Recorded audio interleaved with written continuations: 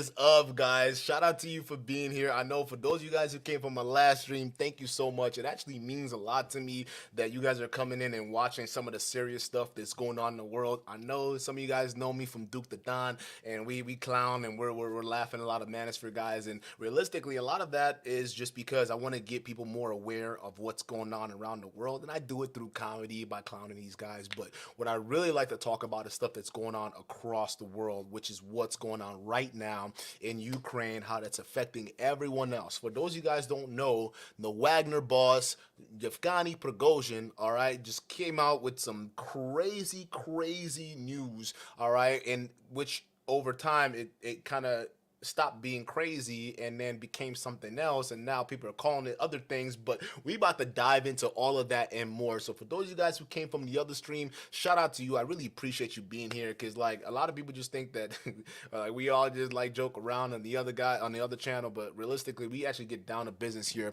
because it's important for a lot of people to understand what's really going on in the world. All right, there's some serious stuff that's affecting you right now, and you got to understand why that's happening, and this is my job to be able to do that, and I'm glad that you guys are here. It means a lot to me. So what are we talking about today? We're talking about Yevgeny Prigozhin, who came out and had a crazy epic week. All right, it was just an epic week of highs and lows and whatnot. All right, so initially what was going on is this guy, basically, for those of you guys who don't know who Yevgeny Prigozhin is, he is the technically the founder and the current boss of Wagner Group. And for those of you guys who don't know, Wagner Group is a private military operation or military group that operates all over Africa and pretty much in certain parts of the world. Okay, they're actually becoming an increasingly massive influence in Africa as well. Now some people are saying it's positive, other people are saying it's pretty negative, but combined with China, it's not looking so good for certain countries. So what's going on right now? Well, the Wagner boss recently came out with a video basically claiming that he was going to pull out of Ukraine, all right? And the reason why he was going to pull out of Ukraine, particularly Bakhmut, was because he wasn't getting as much ammunition that they needed. Now, for those of you guys don't know, I'm going to pull up the Ukrainian map over here. And what you guys don't know is that realistically, Bakhmut has been the point of contention, right? It's been that last stand, that last bastion that Ukrainian is pretty much holding on to, or the Ukrainians are holding on to, because if Bakhmut falls, it's pretty much open season for the rest of Ukraine. Okay, let me go ahead and share the map really quick on what's going on. Now the map I'm going to share with you guys is live UA. Okay, now this is a pro-Ukrainian map. Okay, so a lot of times people have issues with what do you call it, fake news and this and that, and there's a lot of propaganda out there, but realistically this is the pro-Ukrainian map, so there's no propaganda here because this is their map. Okay, so we're gonna focus on this little spot right. Oh, let me see if I can find it right here. Hold up real quick. We're gonna focus on this little spot right over here. All right, this is Bakhmut, okay? And this is the area that's been a point of contention. Now, for those of you guys who don't know, Russians have been making a very huge progress in this. As you guys can see, they're basically, this is the whole town of Bakhmut right here, and this is how much Russia has taken over so far.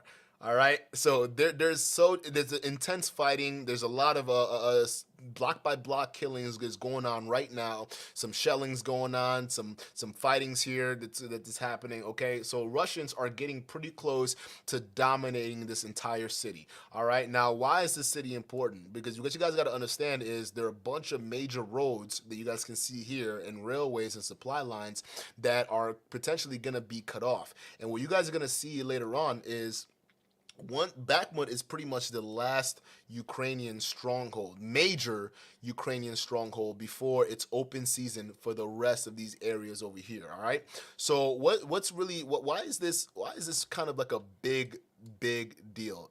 Because a lot of people stake their careers on this. Okay, there particularly Vladimir or Volodymyr Zelensky. Okay, he made it his mission to deny a bunch of Russians the ground, but that didn't really work because a lot of these guys are gaining ground, and now you got about 10% of the city left, and then it's over with. People are saying it's probably gonna be within this not maybe not this week, but maybe within the next couple months, this city is gonna fall, and it's gonna fall to the Russians. All right, and for those of you guys who don't know what's going on here, all of this red that you see here is basically the areas that Russians secure. Now, some of you guys might be thinking, and you're right if you're thinking what I'm thinking.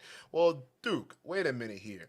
Why is it that the Russians? It seems like although they're like, it seems like they're surrounding Bakhmut. Like, what's going on? It seems like they're enclosing the area. Yeah, this is what you would call basically an effective cauldron. All right, this is what you call an encirclement, essentially. So you got the Russians on each of their flanks, and you got the Russians the Wagner groups pushing in from here. Now, why is this news very important? Because up until now, a lot of people don't realize that the private military group Wagner, they've been the main ones fighting in Bakhmut this entire time. They've been the main forces in Bakhmut. And recently, Yevgeny Pregosian came out with a video saying he's done. I'm done with Bakhmut. I'm gonna leave if the Russian government does not give us enough ammo that we need to go ahead and finish this mission that they employed us to start. Right. So why is that important? It's important for a couple different reasons. Right. It's important because what Yevgeny Pregosian said in the statement, it pretty much kind of exposes what we knew about the Russian military, right? And a lot of times, you guys know when it comes to information regarding the Russian military, they're really good at not letting a whole lot of things slip out there. But when Yevgeny Pregosian came out and said, "You guys are not giving us the ammunition we need to finish off these people," right? We can't do this anymore. What that shows us there's a kind of a rift, a little tiff going on there between not only the Wagner group, but also the general Russian military as well. Now, some of you guys are asking, wait, why is there an issue between the general military and Wagner group? Aren't they all Russians? Why aren't they working together?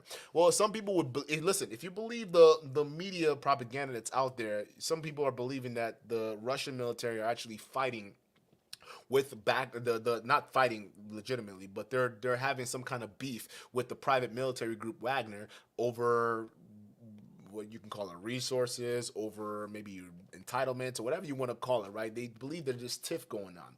However, I tend to think a little bit different, right? I think what Yevgeny Pregosian has exposed is what we kind of thought about Bakhmut, not Bakhmut, but the Russian military and their logistic operations this entire time. You see, the Russian military, although they don't have a whole lot of highly specialized weapons, okay, the one thing they do have is a bunch of willing Russians and people who are willing to go in and do the dirty work. The one thing they're desperately the missing is basically logistics and being able to properly provide the not only the right amount of ammunition that these guys need, but in a timely fashion. And that was one of the main criticism that these guys have had for a very long time. These guys they have absolutely not been supplying them with adequate ammo, and they've not been supplying them with adequate not only munitions for them to finish this job that they're doing. It's not because the Russian military doesn't want to do it. It's because they suck at logistics. Yes, I said it. The Russian military are absolutely piss poor when it comes to logistics, and it's not saying that, oh my God, this is crazy, but it's actually kind of important. And what you guys don't notice is there've been signs of that this entire time, throughout this entire war. There's been signs of that. Matter of fact, it even happened when this war even broke out. We saw the long lines of what do you call it, the convoys that got stuck in the mud. We got the bunch of vehicles that stopped working because they bought cheap tires. There was a bunch of things not working right during the start of this Ukrainian invasion that kind of let a bunch of people clue into what was going on with the Russian military.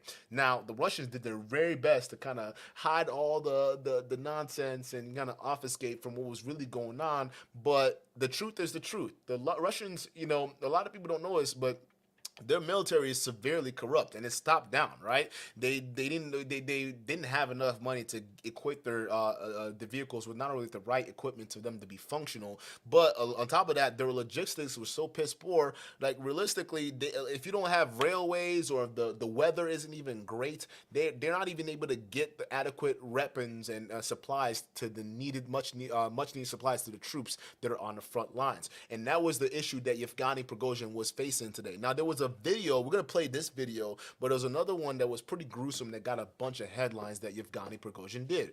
And the video was him basically standing in front of a bunch of dead Wagner bodies, and he was basically yelling at the Russian generals Shoigu and Gerasimov. Is it Gerasimov? Correct me in the chat. But they were he was pretty much screaming at these Russian generals to say, "Hey, buddies, give us what we need, or we're gonna leave May 8th." Now, the Western media got wind of this, the Ukrainian media got wind of this, and they went crazy. They're like, "Ooh, we knew this was gonna happen. Yes, Wagner's pulling out. We knew this. You guys suck. You guys are horrible. I knew you guys were gonna pull out, right?" And then all of a sudden, what ended up happening later was Yevgeny got called back, right? And we thought, oh my God, yo, this guy, this guy just sat here and basically called out Putin, called out his generals, his top generals, and he just got called back to Russia. I wonder what's going to end up happening, right? He's going to have an accident out of a window somewhere, all right? We're going to be talking about something else with Yevgeny Prigozhin, right? But unfortunately, that was not the case. What ended up happening is they came back and said, no. We're actually going to stay in Bakhmut now. And what's going to happen is the Russian government is actually going to give us the adequate ammo and munitions we're going to need to finish this off before Victory Day. Now, for those guys who don't know, Victory Day is a big day for the Russians. They love to celebrate their holidays, especially when it comes to wartime, right? And Victory Day is supposed to be this day where they're supposed to celebrate their triumphant victory over Bakhmut. Well, today is Victory Day, and they still haven't taken over Wagner. They haven't controlled it fully, and there's still a bunch more situations going on. However, there's a bunch of what do you call it? People coming out now with articles saying, "Hey, was this all one giant troll by Prigozhin? Did he troll us all?" Right? Did he come out with these videos in front of a bunch of dead Russians and to demand the Russian government to send more ammo, only to have the ammo a day later or 2 days later? What's going on, right? Did he just throw the entire Western governments and Ukrainian governments for a loop? Well, that's what we're going to find out today. So let's go ahead and read this article. We're going to start with this one over here, all right? So this is the video. We're going to play it with Yevgeny Prigozhin here, and then hold up. Let me make sure I'm sharing the audio with you guys, and let me know if you guys can hear me. And don't worry, I will get into the comments here in just a second. Let me go ahead and play this video so you guys can get the context on what's going on. Министру обороны НГШ, Верховному главнокомандующему, нести без боеприпасов потери в Бахмуте бесполезные и неоправданные мои парни не будут. Поэтому с 10 мая 23 года мы выходим из населенного пункта Бахмут. Нам осталось взять 2 с небольшим километра из 45. Но если по причине вашей мелкой зависти вы не хотите подарить победу россиянам по взятию Бахмута, это ваши проблемы. So you guys kind of saw that video, and it's basically him talking about, hey, we're for May 10th, we're going to be leaving Bakhmut right now because you are not supplying us with the ammunitions that we need to go ahead and do that. And you see Prigozhin right now, he's standing there with his the Wagner troops right behind him. And one thing you guys can notice is look how well equipped his private military forces are. All right, for those of you guys don't know, a lot of people are saying, oh, you know, the Russians, They just like to throw bodies at Ukrainians, and they like to do this. That may be true for the old Russian military tactics and what they used to do, but what people don't understand is Wagner right now is doing a lot of the heavy lifting in Ukraine, right? A lot of the grounds that's being taken in Ukraine is actually not done by the Russian troops directly. I mean, some of them are actually, they're holding defensive operations, but it's only after the Wagner group have taken those grounds, okay? So it's really Wagner right now doing a hell of a lot of the legwork for the Russian government, okay? Russia has over 500,000 troops right now that most of them aren't even being used in the battlefield right now. A lot of them are right up there in Belarus on the border, just literally just holding the line right there. What line are they holding? We don't know. They're just chilling right there, right? They're announcing a new waves of mobilization. The Russians are, and yet the people who are being who are being not conscripted, but they're being put into the military.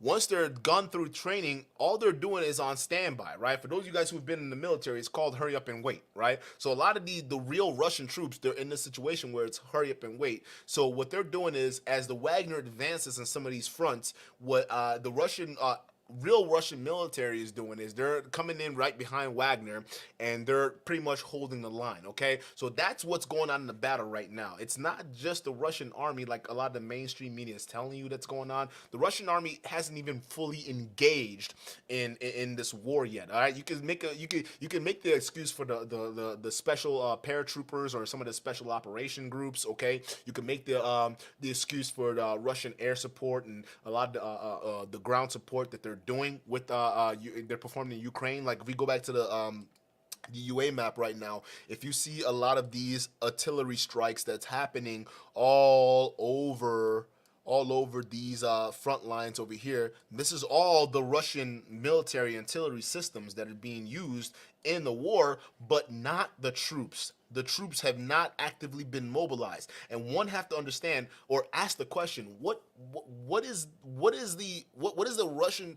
When is Russia going to apply those troops? Right? And if you think it's keeping us guessing, you can only imagine what it's doing to a lot of these Ukrainians right now, because they're looking at 500,000 mobilized Russian troops just sitting there chilling while Wagner is cleaning house, right? It's boggling the mind. So what the Ukrainians are doing is they're playing this game where it's all media. All right, they're playing this media game, right? They're talking about an offensive that's supposed to happen somewhere down here, right? This is where their offensive is supposed to happen. Somewhere over here where they've launched some probing attacks, but their whole goal, at least what they've been telling the media, the Western media, is they're going to come in, do these probing attacks, split, do this big aero offensive right down the middle here. Let me go ahead and make this a big screen. They're gonna do this big aero offensive right down the middle here, cutting off the supply lines between Russia, and they're gonna go ahead and liberate this area here called Crimea. All right, that's what they've been telling the Western media they're gonna do. However, we haven't even seen anything. Matter of fact, what we've seen is Russia actually pushing the offensive. They've actually been doubling down on all of their offensive. Now, the one thing we have seen thus far is the drone strikes that actually happened on the Kremlin, okay? People were talking about that. There were a couple of drone strikes that hit here. One of them was like up here. So they've been striking deep into Russian territory, right here in the Crimean territory, even right up here too as well. And a lot of people are saying, "Oh, Ukrainians, they're going in. They're trying to assassinate Putin. They're done. They're just done playing around. They're gonna go in and decapitate the Kremlin, and it's over with, right?" No, right? If you want to believe that Western propaganda, I got a bridge to sell you in France, okay? But realistically, between you and me, it wasn't the Ukrainians that did it. It was the Russians. And a lot of people don't know that, right? Because here's the thing. I believe those drone strikes that were done on the Kremlin were actually a false flag operation. A lot of people don't know that, or a lot of people are denying that. Some of the listen, I neither support Russia or I neither support Ukraine. I just talk about what I see, okay? And I don't care about both sides. And realistically, if we're gonna be honest, Russia is gonna kill Ukraine. I mean, it is what it is. Russia is gonna dominate. I mean, look at this map, dude. I mean, they're doing it slowly, but they're taking ground every single minute by minute by minute. They're not playing games, right? Like it's crazy. Like if you even here's the thing. Like I'll show you guys something here. I'll show you guys something here because you can do something cool with these maps over here, right? So let me go back to 2022, and if we go back to January 22, let's see if it show us what's going on over here. So it'll show you incrementally. Hold up. Let's go back to let's do something real recent. What happened to my map? Hold up. I went too far. There it is. So if you go back, so if we're looking at back on the 30th of January 2022, all right. This is as much as what happened. Matter of fact, Russia wasn't even fighting right now at this point. Okay, you had the what do you call it, the separatist movement that was fighting on behalf of the Russian government. But we fast forward to 2023. We go to January. Let's go to January 1st. Boom. That's the start of this year. So from last year to this year, incrementally, right? And then we go into let's go into March. We got to zoom in a little bit, right? Because hold up, where's I gotta find Bakhmut. Maybe Bakhmut wasn't even taken just then. But we go to March. Boom.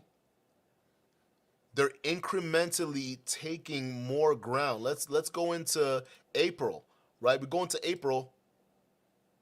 Boom, right? You see all these they're incrementally getting closer and closer and closer to certain objectives, okay? And a lot of people think that the Russians' goal is to go in and take territory and hold on to this territory, and it's not the case. Matter of fact, even the Wagner boss will tell you, Yevgeny Pregosian, his whole goal was to go ahead and grind down the Ukrainian military. That's their whole goal, okay? That's Russia's whole goal. And for those of you guys don't know, I personally don't really like, at least the faction that's fighting in Ukraine right now. They're called the Azov Battalion. They're more like the Azov Brigade now because we've added more people to it. But these people are actual Nazis, okay? They use Nazi insignia. They put it on their vehicles. They part of their team who are even on Ukrainian homeland right now are acting like the Gestapo and secret police, and they're going in and snatching people off the streets to put them on the front lines. So these guys are not good people at all, okay? But that's where a lot of Western money is being funded to. So you guys go back to my other channel when I talk about how we talk about the issue of reparations, and we talk about how, African Americans in America don't really get, reparations, especially when the conversation is being talked about. But then when it comes to funding Nazis in Ukraine, it's no problem for the U.S. government to shell out billions of dollars to send over to Ukraine to do that. So we're sending billions of dollars to Nazis to fight Russians. It's like it reminds you of something that you've seen before, maybe World War II. I don't know. Maybe you help it make sense, right? But these are the kind of stuff that's happening right now. So Ukraine is not gonna make it. They're not gonna make it. I mean, I don't know what else to tell you guys. There are a lot of channels that are out there who are putting this propaganda stuff, and they're saying, oh well, Ukraine may have this chance here, they may have that chance there. It's not happening. They're not gonna make it. It's only a matter of time, all right? Because a lot of people think that their goal is to get ground, but it's not. Let me actually. This is the video right here. I don't know if they're gonna play it, but let me see if they're. All right. So this was the second video. It's not gonna play the video, obviously, but this is the second video he did, where if you can see in the background that's blurred out, you see the right in the background are bodies, dead Russian bodies. Okay. So let's actually go back and read a little bit of this article. It says, let me zoom in real quick so you guys can see it. It says the Russian mercenary leader Yevgeny Pregosian has recorded a video message threatening to leave the besieged eastern Ukrainian city of Bakhmut on May 10th. I'm pulling Wagner units out of Bakhmut because the absence of ammunition. They are doomed to perish senselessly, Pregosian said in his message addressed to Putin and the Ministry of Defense. Wagner has played a key role in the months-long assault in Bakhmut, a high-profile battlefield with limited strategic value. Now, right here, this is where you get Western propaganda. Right here. All right? Everyone's telling you that Bakhmut had limited strategic value. That's not true. It's not true. Bakhmut is very, very strategic to the Ukrainians. And if it wasn't strategic to the Ukrainians, they wouldn't commit hundreds of thousands of lives just to defend that little town itself. Or they call it a little town, but it's a city of over 80,000 people. So it's not so small. But that's what they're saying, right? So with when they say a high-profile battlefield with limited strategic value, that's propaganda. While Pregosian has threatened to leave the city before, observers say the latest tirade marks an unusual level of infighting in Russia. All right? Another propaganda. They want to call it infighting, but realistically, it's not so much infighting, more as maybe trolling. Now, you guys are asking, Thuk, why are you saying trolling, right? The reason why I'm saying trolling is because a couple days later, this article is written. This article is written. What is it? What is the date on here? May 5th, right? Y'all see the date on here? May 5th is when this article was written. Well, you won't believe what happened 2 days later. Realistically, what is this? May 7th, apparently, Wagner's group signals it will stay in Bakhmut after Pregosian threatened to pull forces. So now this is confusing a bunch of westernized nations because they're saying, wait a minute, I thought this was supposed to expose the infighting that's happening between the Russian troops. Now you're gonna tell me in 2 days they squashed the infighting, and now they're gonna give the Wagner group the much needed ammunition that they need. Like, what's going on here? Are we actually being trolled?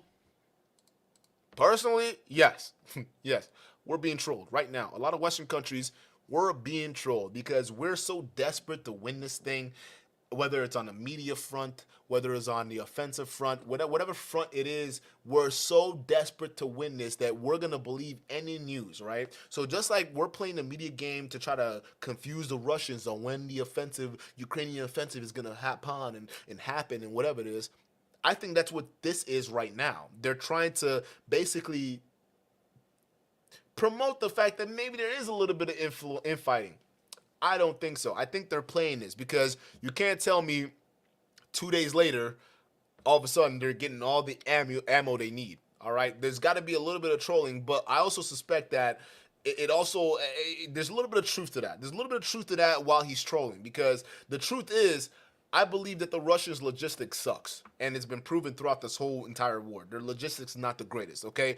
But what I think is they're also doing is playing into the media or Western propaganda's hands, right? To make them believe that the Russians are actually weaker than what they actually are, and it's not true. So let's go ahead and play this video, and we're going to read the article in just a bit, and then we're going to move on to the next topic here. Oh, we're going to play this little ad. All right, well, while that's playing, let's read the article. It says, Kiev, May 7th, Russia's Wagner mercenary group appeared on Sunday to ditch plans to withdraw from Bakhmut in eastern Ukraine, saying that they had been promised more arms by Moscow and suggesting they may keep up their assault on what Russia sees as a stepping stone to other cities in the Donbas region. Ukraine's general in charge of defense of the besieged city said late on Sunday that Russia had intensified shelling, hoping to take Bakhmut by Tuesday. It's Tuesday. They're not taking Bakhmut. But he vowed to do everything to prevent it. May 9th is Victory Day in Russia. Hold up. Is that? Yeah, that's today. And marking the anniversary of the defeat of Nazi Germany in World War II. All right, I got to stop on this for just a second here, because remember I told you, because a lot of people don't want to believe it, but it's true. We got some Nazis in Ukraine right now. It's hard to believe that, yes, the U.S. is supporting Nazis. It's true, Okay, if you don't believe it, look at all the Nazis, scientists and propagandist media managers that we imported after the fall of Nazi Germany. Okay, we brought them all over to the U.S. to help us build the atomic bomb to drop on Japan. That's really all it is. So when it comes to supporting Nazis, the U.S. it's no secret. All right, the U.S. and Nazis have a very close relationship. All right, they even helped protected some Nazis when they were fleeing to South America and some other countries there when they were running. Even in, South Africa was one of the countries that they fled to, right? But yes, the Russia is celebrating the anniversary of the defeat of Nazi Germany. Now, why would they be celebrating this anniversary? Is because part of the Russian media outlet, or at least the media machine is putting out there, is that they're saying that the Ukrainians, yeah, they're admitting there's a bunch of Nazis in there. All right. Now, could that be the sole reason why the Russians went to war with Ukraine? No. Okay. I think that's just more of a kind of like leverage they're using as a tool to propagandize their people. All right. And yes, the Russians do engage in propaganda. It's no secret. Okay. And they're even saying some things about like gay soldiers or whatever. I don't know. Russians are weird with their propaganda, but yes, okay, they're letting their people know in order to get support for the war that they're funding in Ukraine. They're saying that they're defeating a bunch of Nazis, and there is a lot of truth to that because the Azov Battalion are known for doing that. Matter of fact, some of these westernized nations they have an unusually close relationship with Nazis, so just pay attention to that. But let's get back to this article real quick. It says elsewhere, Ukrainian and Russian media reported explosions across Russian-occupied Crimea, and a blast was reported overnight in the Black Sea of Odessa. Keep that in mind. A lot of people don't understand this, but Odessa, let me actually show you guys on the map here, real freaking quick here. Odessa is located right over here. Odessa is right over here. It's in this region right over here. You guys see it? Right over here, okay? Odessa has been it's kind of like a jewel for Russia right now. And I think that, listen, a lot of people think that once Russia takes over Donbass and they take over the other regions, right, Zaporozhye, right, they're going to stop there because that's what they claimed their special military operation was meant to do. Don't believe the Russians. It's not true. What they're actually going to do is they're going to make as soon as they take over Bakhmut, the next city they're gonna go after is Odessa, right over here, okay? Because with the takeover of Odessa, it basically gives them the leeway they need to get to this other Russia-occupied territory right over here, okay? And what it also does is it effectively cuts off, if they take over Odessa, it effectively cuts off the Ukrainians from the Black Sea. Okay, a lot of people don't know that, but it would. It's gonna do that. It's gonna cut them off of the Black Sea, effectively making Ukraine a landlocked nation. Okay, so Ukraine, it's not looking too good for them. So a lot of people are saying, well, they're probably gonna go after not a Divka because they already did a Divka. What's the other one? It's right over here. They're gonna go after. There's a little town over here that we're gonna go into. I forgot the name. I'm gonna find it here in just a second. But the Sloviansk, there it is. A lot of people are saying, well, no, the Russians are gonna make a beeline to this next Ukrainian stronghold, Sloviansk, right? After they're done with Bakhmut over here, they're gonna go over to Sloviansk and do that because you can see they're already shelling that area right now, right? And yes, but also don't hold it against the Russians to also open up another front where they're taking Odessa because it's right there. They already have all of this. It's right there. And if they take it, it effectively cuts off Ukrainians away from the sea. So a lot of people got to pay attention to that. Odessa might be the next crown jewel of Putin and what he wants, okay? So let's get back to this article. He says, so you can see they're already, there's reported overnight the Black Sea being shelled. Okay, they're already letting you know that right now they're shelling that area. So it lets you know they're probably gonna make a move on it. So Wagner chief Yevgeny Pregosian had said on Friday that his fighters who have spearheaded a months-long assault on Bakhmut would pull out after being starved of ammunition and suffering useless and unjustified losses as a result. But in an audio message posted in his Telegram channel on Sunday, he said, "We have been promised as much ammunition and weapons as we need to continue further operations. We have been promised that everything needed to prevent the enemy from cutting us off from supplies will be deployed." Pregosian, in an audio statement late on Sunday, said his units had advanced 280 meters, that's 920 feet, were moving forward, and we're expecting to receive ammunition. He added, Pregosian has previously made a number of premature claims of success, which is true. All right, this is why people are saying he's a troll. A lot of people are saying he's a troll because every time he gets in there, he's saying, we're gonna take over Bakhmut, we're gonna win, right? Every single time he gets on there, he's saying that, right? We're gonna win in Bakhmut, we're taking over, but they haven't really dominated the full city yet. But if we're gonna go back to the map, there it is. All right, so there's the increased amount of shelling.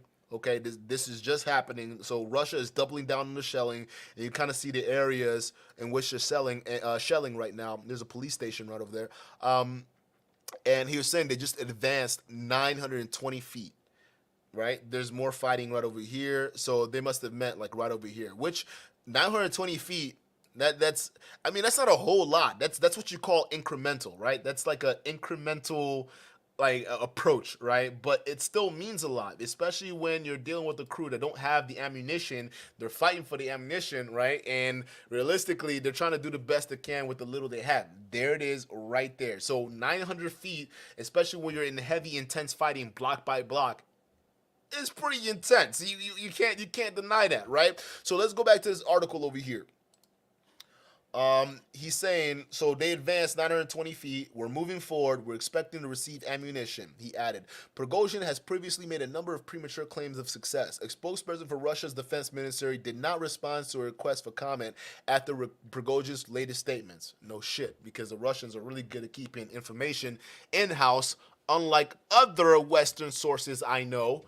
For some reason, we like to talk way too much. It's like, one thing I don't understand about Western countries is that we like to announce all these other plans. Like, we're so arrogant, right? I don't know if we're thinking we're fooling anybody. We're not fooling nobody. Like, I don't know if we're doing this out of sheer overconfidence or arrogance, but like, we like to announce everything that we're gonna do, right? Like, even the war that U.S. is planning with China in 2025, right? Where we got this U.S. general, or I think it's Air Force general, coming out here saying, "Oh, we're gonna go to war with China by 2025." Why would you even announce that? Like, you dumb fuck. They're still our trading partners, you retard. Like, why would you say that? And the one scary thing you guys got to understand is no one in the U.S. government told them to shut up. No one even higher up said, "Hey, buddy, come here. Let's talk for a second." Well, what are you saying? We don't want shut the fuck up. If we're gonna fight, we're gonna fight. We're gonna announce it. Don't just sit there and say hey, China, we're gonna invade you in 2025. That's a dumb thing to say. But I don't know if it's Western overconfidence because we're so used to like winning wars and running over shit that we're just gonna announce that we're gonna kick your ass and expect other nations to lay down and take it. But that's what we've been doing, right? And Ukraine is no different because Ukraine, let's just face it, a lot of the government, Zelensky. Managed by U.S. CIA handlers. Okay, so let's just be real with that. So let's get back to the article here. Russian officials have reportedly sought to allay concerns that their forces on the front lines have not received adequate supplies. Defense Minister Sergei Shoigu said on Tuesday, referring to the Russian army as a whole, that they had received the sufficient amount of ammunition to effectively inflict the damage on enemy forces. I don't believe it. You can't tell me in 2 days, right? On May 5th, buddy over here is complaining about not getting enough ammunition. And you want to tell me 2 days later, he's got all the ammunition he's needed. Meanwhile, you guys have the same issues you have with logistics and supplies. It doesn't make any sense. So either he went over there and he was told, Pregosian was told a bunch of promises that, hey, listen, buddy, yeah, fine, you want ammunition, we will give you ammunition. And what they did was just increase the amount of shelling they're doing in the Bakhmut area, which we're seeing right here according to the Ukrainian map. So they definitely increased the shelling you're seeing in this area, but did Wagner actually get the ammo that they're looking for down to the individual troops? not as quickly as they're claiming right now. That's for sure. So there's still some issues there. But let's continue with the article. The article says on the Ukrainian side, Sherry, I can't pronounce this, Sheravati, a spokesman for the Ukrainian Eastern Command, said in response to Reuters questions about Prigozhin's comments that Russian forces have more than enough ammunition. He said Prigozhin's comments are aimed at distracting from the heavy losses Wagner has taken by throwing so many troops into battle. This is the true statement. Okay, for those of you guys don't know, Wagner Group had a thing where they got a bunch of prisoners to come in and fight for them, right? And those prisoners were used as shock troops. And for those of you guys who don't know what shock troops are basically the cannon fodder, right? The kind of people that you don't really give a shit about that you send in ahead of the real guys, okay? And realistically, if we're gonna be real, if Wagner is using prisoners as shock troops in Bakhmut, you can also make the same argument that the Russian military is using Wagner as the shock troop for their offensive operations. So it's like some kind of weird ladder of shock troops being used, okay? But they're not wrong about this, okay? They are throwing a lot of bodies into the mix here. It's a true statement. 489 artillery strikes over the past 24 hours in the area around Bakhmut. Is that an ammunition hunger? Now here's what guys, I know I gotta criticize line by line, okay? Some of you guys are like, Luke, just read the article, but I gotta explain this for a second, okay? Because here's where the Western propaganda fails. All right, because what we've been hearing from a lot of westernized propaganda is Russia's running out of weapons, Russia's running out of artillery, Russia's running out of this, Russia's running out of that, right? And then in this article, they're now saying, well, they just dropped 489 shells on us in the past 24 hours. Does that sound like they're running out? But wait a minute. You guys have been telling us they've been running out this whole time. So which is it? Are they running out, or do they have a lot of ammunition? All right, so this is what you guys have to understand when it comes to the fog of war. This is why heavy research is very important, because you can fall for the westernized propaganda very, very easy, okay? The real truth is Russia has a lot of ammunitions. Yeah, they're getting drones from Iran, and they're getting some certain ammunitions on low from China and Korea and these other places, but they have more than enough munitions for years, even way more than Western supplies, right? Matter of fact, our supplies right now are running dry. We're even struggling to find weapons to give to Ukraine because we don't have any. And plus, we got a war happening in 2025. We gotta save ammo for us, like, right? So we can't send you all of our tanks. We can't send you all of our artillery. All right, we can't send you all of our HIMARS. We need something in case the Russians, the Chinese come. Or what are we gonna do then, right? So it's the West that is struggling with munitions right now, not the Russians. So when you hear some of these westernized when you hear some of these westernized news outlets that are telling you that Russia's running out of ammunitions, Russia's doing this and that, it's propaganda, all right? You guys don't really understand the fog of war until you're doing the research itself, all right? Sometimes a lot of these Western news outlets, they accidentally admit the truth. Right? They don't want to admit it, but they're admitting the truth right here. They're letting you know, yeah, they have a lot of artillery right now, and it kind of sucks. It kind of sucks for us, okay? Late on Sunday, Colonel General Oli, I don't know how to pronounce it. We call him Oli. The Ukrainian commander of ground forces in Bakhmut said the Russians had increased the shelling and were regrouping troops. Reuters could not independently verify the reports. The Russians still hope to capture the city by May 9th.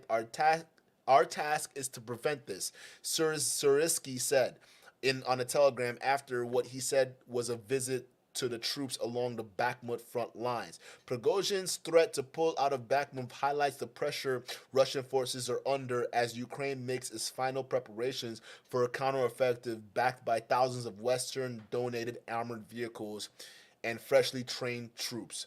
That's a lie. They don't have thousands of Western donated armored vehicles. They have hundreds, not thousands. Okay? We don't have thousands to give to Ukraine right now. We barely have hundreds to give to them. That's a lie. They're lying. Okay? And they're talking about this counteroffensive. When is this counteroffensive actually going to happen, guys? Okay, because right now I'm looking at the map, and Ukraine is getting bodied every single day. All right, the counteroffensive that's supposed to happen here, it hasn't happened yet. Okay, yeah, they sent some probing attacks here, and they sent some drones here, and things like that. But where is this major counteroffensive, and when is it gonna happen? Was it gonna happen? Was it gonna happen last week? We're leaving spring, guys, and we're heading into the summertime. I still don't see any counteroffensive. In fact, what I see is Russia actually, they're going even harder on these guys right now. They're not even letting up. They're saying, "Oh, you guys are gonna do counteroffensive? Okay, we're just gonna attack even more." So what I see from my perspective is the Russia's not giving these guys any chance whatsoever at all, period. Okay? And these Western media outlets are telling us that the Ukrainians are gonna give us this big, huge counteroffensive that's gonna change everything. And if it doesn't, what then? Think about it, guys. Let me bring guys down to reality for just 1 second. Think about this for just 1 second, okay? When this war started back in 2014, okay, when Russia took over Crimea, that was a shock. All right, it was an easy cakewalk because most Crimeans were Russians anyways, right? But after that, the U.S. spent a lot of time building up the Ukrainian troops, right? They had over 700,000 soldiers, highly trained with specialized Western weapons, ready to go, pointed at Russia, and it was a done deal. After the full-scale war started, I'm sorry, the special military operation, according to the Russians, once that went down, all of a sudden, you start hearing stories of Ukraine needing more troops, Ukraine running out of troops, Ukraine needing to take people off to the streets and send these people onto the front lines, right? But wait a minute, I thought the Russians were the ones losing the people in big numbers. Why is it that the Ukrainians have to go ahead and force a lot of their citizens to go to the front lines now? Wait, time out. Something's not making any sense, right? What? Somebody's lying. Somebody's lying, because you can't tell me a country that started a war with over 700,000 troops, specially trained, are all of a sudden now reduced to picking people off the streets, boys and men, and then sending them off to the front lines. That means that the Russians are doing what they're doing, and they're taking out the Ukrainian military. And this Bakhmut situation is a tool to do that, right? So we go back to this article, and this article is saying that, at least the minister is saying that they're doing everything that they can to prevent Russia having Victory Day in Bakhmut right now. They're doing everything they can to prevent the Russians from having Victory Day. Okay, make this make sense for just 1 second. You mean to tell me you're willing to commit hundreds and thousands of Ukrainian lives to a city, all to deny Russians of a parade?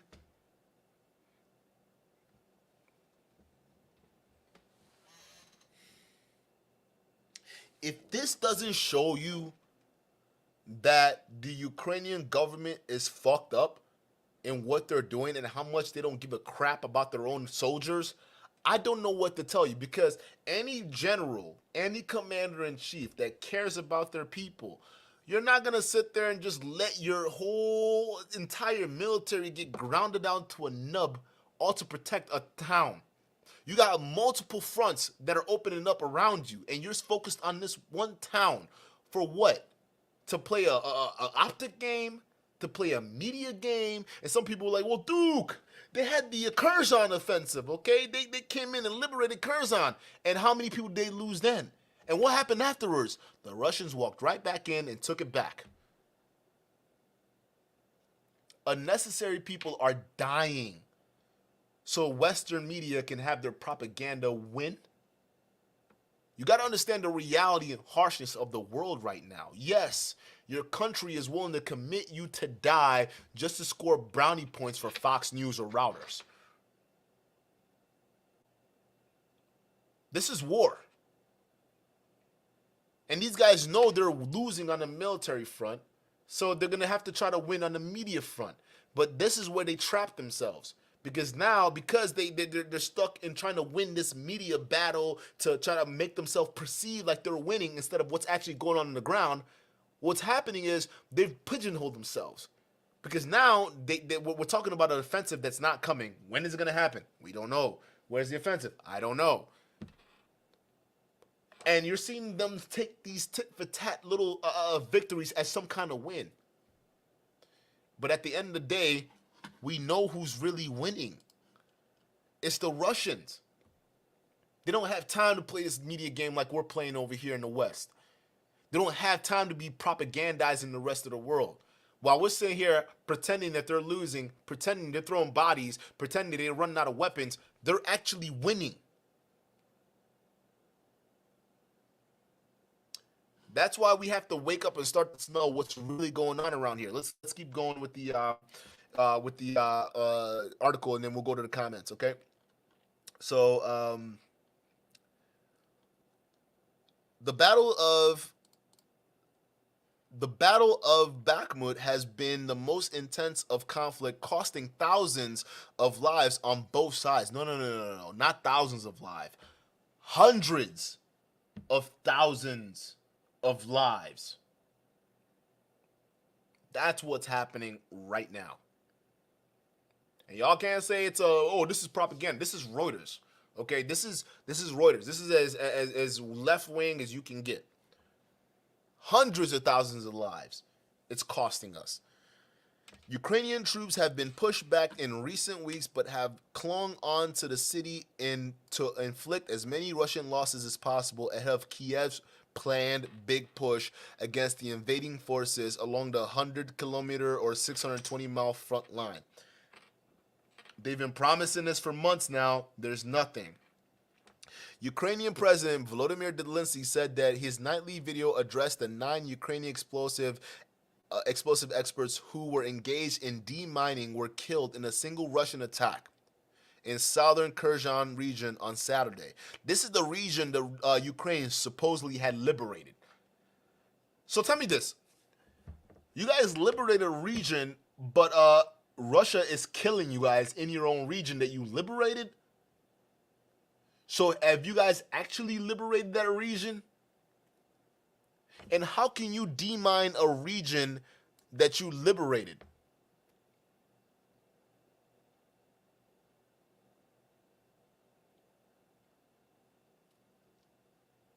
The real answer is it wasn't really liberated.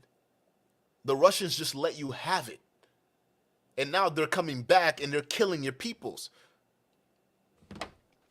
They were restoring the safety for our people, Zelensky said. The General Staff of Ukraine of Armed Forces said on Sunday that Russians were continuing to remove what it describes as looted property from the frontline settlements in occupied areas of Zaporizhia region under the pretext of capturing civilians. Okay, well, we'll have to see that when we see it. In Mykolaiv, Governor Vitaly Kim said in a social media post that a building and territory belonging to an unspecified enterprise were damaged overnight after Russia's long-range bombers targeted his southern region with his 5 Kh-22 cruise missiles. Whew, man. In the eastern Kharkiv region, at least 5 people were injured after the S-300 missile struck a car park in the city of Bakalivka. Governor Oler Semenobov, I'm mispronouncing himself, said. In the southern city of Kherson, which Ukraine liberated last November, but has been under constant Russian attack, 6 people were killed over the past 24 hours in a variety of strikes, the governor said. Air raid alerts were also reported overnight in the capital of Kiev, as well as other regions in the country. Russian forces have stepped up along their long-range missile strike on civilians' infrastructure and targets in recent days. I thought they were running out of missiles. I thought they were running out of weapons. I thought y'all liberated Kherson. What happened to the HIMARS that U.S. is sending you guys? We're sending you guys all this air defense weapons, the HIMARS system that you guys are glorifying and clapping and all that. Where's the defense for it? What's actually happening? Are the Ukrainians putting it to good use? All the money we're sending over there, what's actually happening? I want an audit. That's what I want. I want an audit. We're sending so much money at the cost of American citizens. at the cost of European citizens. We're the ones who are bearing the brunt of these sanctions. We're the ones that are bearing the brunt of these inflations. We're bearing the brunt of all of this. So where's our money going if these guys aren't even taking over the city? They have modernized weapons. They have smart weapons, right? The Russians supposed to have all these dumb weapons, and they're supposed to be running out. They're supposed to be doing all this stuff, but yet we're losing. We liberated the Kherson region, but they're still killing Ukrainians. Someone is lying. And I think it's up to us to start to wisen up to what's happening here. And what's happening here is Ukraine is not winning. They're losing. We're spending billions of dollars in weapons and money just to lose. People are paying high gas prices. People are paying high energy costs, but we're losing.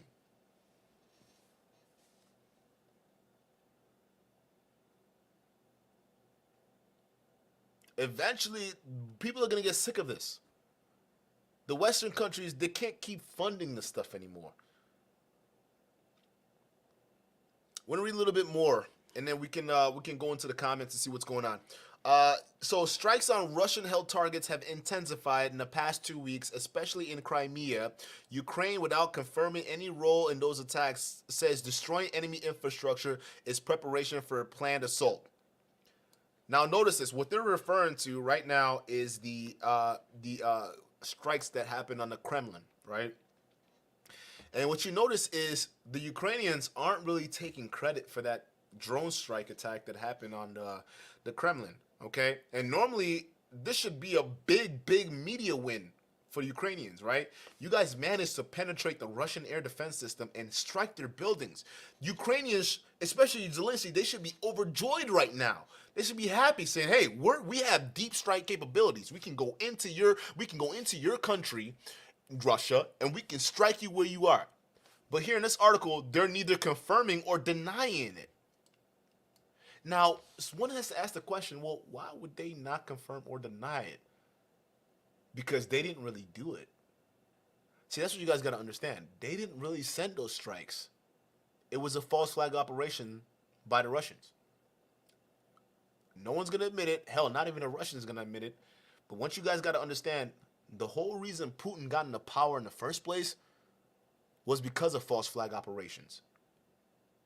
Yeah, the bombings on the apartment buildings back when he was just number 2 in charge, and then it got him to be number 1 in charge, he orchestrated a false flag operation.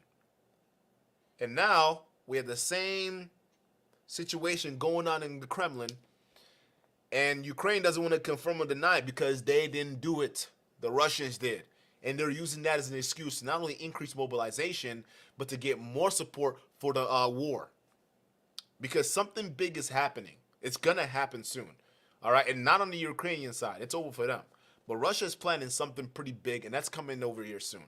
All right? So that's pretty much what's going on. Let me go into the comment section. Shout out to you guys for being here. You guys can hear. Okay, what's up? Douglas, thank you so much for being here. Amazing Tribe, so much for being here. Shane, shout out to you. Bismillah, shout out to you so much for being here. A lot of you guys, man, thank you so much for being here. Raphael, thank you. He says Zelensky's rainbow, so is Ukraine by default. Russia is fighting smart. Use them first. Yes. And that's what a lot of people don't understand about the Russian tactics, right? Because United States and most Western countries, we're used to just these big aero offensive. When we go in with the blitzkrieg, right? We go in fast pace, we take over land, we occupy and we dominate pretty quickly. You know, we use a combination of airstrikes, the ground support, and troops. We send them all in and we take over and it's fast, right? Look at the Desert Storm, right? Desert Storm operation, Desert Storm, they did everything. They were bombing the infrastructure for days before they sent the troops in, and then you had you had the missiles being sent over from the ships nearby, right? It was everything, and we were able to dominate and take the lands. That's only possible when you're fighting people with AKs and flip-flops. When you have to deal with near-peer enemies, like Russia, you can't afford to do these big aero offensives, right? And Russia knows that because Russia is fighting a near peer enemy. It's not like what they were doing in Afghanistan, where they could just go in and bomb and destroy all these other people or whatever. It's not that. They're fighting NATO weapons. Okay, these are sophisticated weaponry. They can't simply just, oh, well, let's just do this bigger offensive, because they're going to get shot down. All right, they're going to be shot down by weapons that can see them coming from miles away. They're tanks that they have that can do that now. So what do the Russians do? Well, time out. We're not just going to do this big aero offensive. What we're going to do is we're going to do block by block. And their assault on Kiev was a big aerial offensive, right? And you look how that turned out. They couldn't even secure the airport, and it failed. The Ukrainians dominated and bodied the Russians when they came in, and the Russians lost a lot of paratroopers, right? This was their elite special forces that they lost in that big aerial offensive on Kiev. It didn't work out too well. So what they said is, okay, well, let's learn our lesson, because we're fighting an enemy right now that has the same kind of weapons and capabilities that we do. It'd be smart to fight this in a smart way, okay? Instead of going in and attacking everything, what we're going to do is we're going to do it block by block, incrementally, right? We want to preserve as many of our lives as possible while grounding down as much of their people as possible. And they're fighting smart. But a lot of Americans and a lot of Westerners, they don't understand that kind of warfare, because we got so, listen, when you've been fighting in Afghanistan and these Middle Eastern countries for so damn long, all we've been used to are these big aero offensive. All right, so when Americans come in and see Russians changing tactics and doing something a little bit different, to us it seems like they're losing, right? Because they're not taking these huge swaths of land and dominating all these people. It seems like they're doing it block by block, bit by bit. And hell, they haven't even engaged their Air Force yet, right? And that's what we don't understand. Just because you don't see these massive bombing campaigns, just because you don't see all these incredible uses of firepower. I mean, we're seeing that with the artillery, but you know what I mean. Just because we're not seeing that like we saw in Afghanistan, like we saw in Iraq, does not mean that that's the only way to fight wars. And that's what a lot of Westerners have to get their minds across, right? Because they're looking to Russia and the way they're fighting battles. They're saying, "Oh, you guys are losing." They're not losing, because every single day they are gaining ground. I'm gonna drop the link in the chat for those of you guys who want to go ahead and come on up. I'm gonna drop it. Let's have a conversation. I want to read through some of these comments too as well. Shout out to you guys, by the way. Every comments count. I appreciate that. Amazing Tribe says they launched an air attack a few days ago with technology fighter jets. Yeah, because the reason why you're gonna start seeing a lot more Russian using their air attack now is because they have done such a good job in dismantling the Ukrainian air defense system that they're getting a little bit more comfortable using their airplanes and their helicopters and stuff like that. So they're actually right now they're targeting these HIMARS. These HIMARS we're sending over there, they're actually doing a good job in counteracting that. A lot of the software on the HIMARS, the Russians have figured out how to basically counteract the software on these missiles that were supposed to be defensive. So now the Russian attack missiles are able to fool a lot of these Ukrainian defensive systems that we have out there.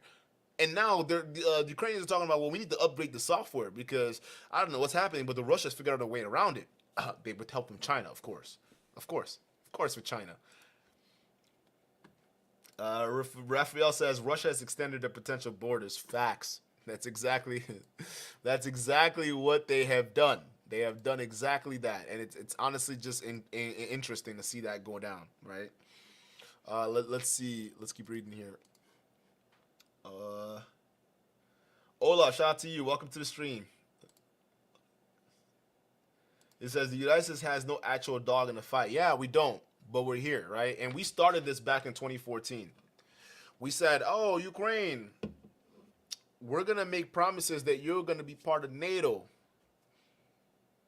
Now, anybody who remembers the Cuban Missile Crisis, when the Soviet Union wanted to put missiles on Cuba, which is right next door to the U.S., we almost started World War III because of that.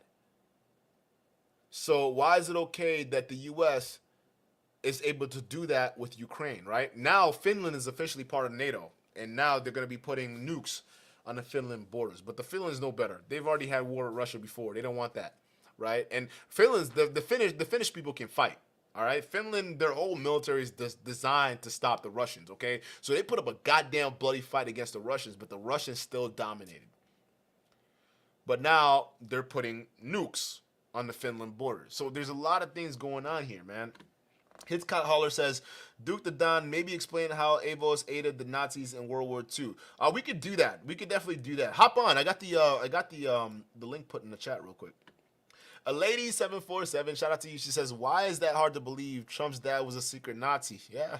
Well, I don't know if that's true, but yeah, I mean, listen, there are a lot of Nazis among us, especially in U.S. government. You'll be surprised. Some of them run media campaigns that you see right now. Some of them are the architects of the modern day media campaigns you see right now. So you're absolutely right. Dr. Manhattan, shout out to you, brother. Thank you so much. Keep reading here. Chewy Yo says, it didn't tell me it said you didn't tell me you were live. I think you were shadow banned. Oh yeah, I wouldn't be surprised. I wouldn't be surprised I'm shadow banned all over the place, especially when you talk about stuff like this. Yeah, YouTube will stop you up pretty quickly. They do not want you to grow. They don't want you out here. Kiana says, up to now, they won't admit that we lost the war with Vietnam. Yeah, they also won't admit we lost in Afghanistan either, and the Korean War. Yeah, that was not. None of these wars are pretty. Listen, the U.S. has been losing. For a long time, we have been losing, man. We're losing a lot of influence. We're losing. Listen, a lot of countries right now, they're starting to wake up to the fact that maybe we're not as powerful as we think we were, right? Yeah, we dropped the nukes on Japan, and yeah, we actually destroyed Iraq, and we destroyed Afghanistan, and we got bases all over the world, and we got aircraft carriers that can ferry troops and air jets and anywhere across the world, but we haven't won a legitimate war. Come to think about it, you can't even consider Afghanistan a win. No one wins Afghanistan. Iraq is not a win either. When was the last time we won a war since World War II? I mean, we won the Cold War, I guess. But it's been proxy wars ever since. When have we actually won a war? Can y'all help me out? Maybe I'm actually really trying to think about this. Like, can somebody name a war that the U.S. can actually legitimately say that they've won since World War II?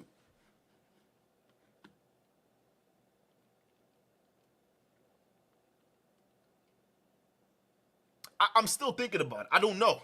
Cause somebody help me out. Cause listen, either put in the chat, put in the comment section. I want to know. I don't think we've won a legitimate war since World War II.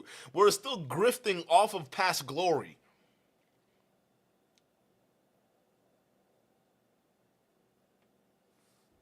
You got a point. You got a point, Kiana. Finance Man, welcome to the stream. Prom L, welcome to the stream. Emeka, welcome to the stream. He says, the real geopolitics motivating this conflict are way above most people's comprehension and the grasp. Facts. Facts. I mean, most people rather come up on YouTube and talk about drama, which I do sometimes on my other channel, but I like to talk about serious shit too. All right. This stuff actually, the Gulf War, Shane says. Okay, the Gulf War, that could be one. Emeka says, LOL, Afghanistan beat the UK, Soviet Union, America, and China if they decide to militarize in the Middle East. Yeah. Well, realistically, look at the Taliban. The Taliban is taking over right now. They got the same weapons as most U.S. soldiers right now. They're modernized. They got helicopters, they got air support. If we decide to go after Afghanistan and some of these Taliban people, it's over with. You can't beat those people. First of all, as an invaded nation, it's pretty hard because once you start fighting guerrilla warfare, it's hard. Unless you're going to engage in killing civilians on a mass level, guerrilla warfare is the most difficult war to fight. And a lot of these countries that we invade, they eventually move over to guerrilla tactics because it's successful. So they can have an AK and they can have, the religion, and they'll kick your ass any day. That's just how that works. And lady says none. I'm more inclined to believe you. I don't think we've like. I mean, Shane says the Gulf War, but I don't know. I don't think we've like. We can legitimately say, hey, we can raise our arms in the air and we won a war. We were successful. That's not. I don't think. Yeah. You're right. Raphael says America has been losing, so half their allies in Babylon is falling. Yeah. And right now, it's to avoid a big embarrassment. It's all about proxy wars, right? It's all about proxy wars now. That's the name of the game, right? Because you can fight from a distance without having to really fight, but then you get to test your weapons and its capabilities and all that fun stuff, which is, frankly, I find disgusting. Shane says the U.S. military can't fight up in the mountains. Facts. We can't. We're not as well. Listen, we gotta wake up and smell the mustard, man. Our glory days are behind us as the U.S. A lot of people gotta understand that our glory days are behind us. It's tough to say, but it's true. If we keep playing around like this, we're not gonna make it, right? Look at Africa, for example.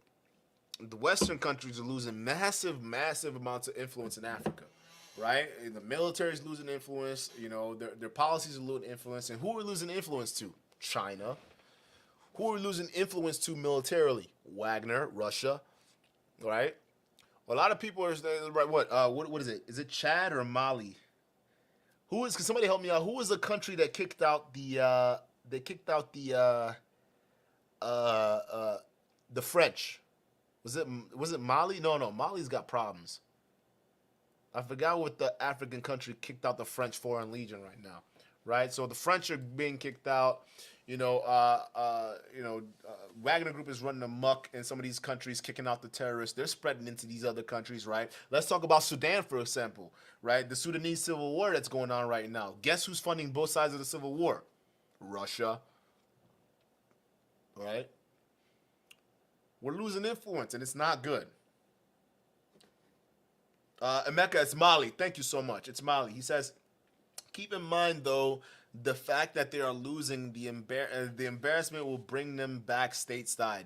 All pop control, counterinsurgency they were testing in the Middle East is for Americans. Yeah, because if you can't win overseas, they're definitely going to shut you up at home, right? And it is true. You see that with the militarization of the police forces in America. You see that with some of these other, anti-gun legislatures they're putting out there. I mean, on the other channel, we're talking about this Texas shooter, right, that is using pearly things and some of these other guys in the manosphere as their symbol for why they decided to do what they did, right? And you could say that I think a lot of that is just like it's psyops, right? It's psyops because a lot of these people, they want you to get rid of your guns.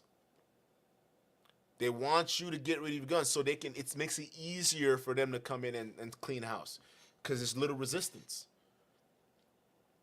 So I see this happening all the time where they're gonna start using these false flag operations. I'm not saying this Texas shooting was a false flag operation. I'm not saying that. But I think the one that I could say was for sure very, very sketchy. Y'all remember that Las Vegas shooting? Y'all remember that Las Vegas shooting where we didn't know anything about this guy, but he popped up out of nowhere and then shot a bunch of people from the MGM down at this concert, disappeared. The story died out like that. Y'all remember that?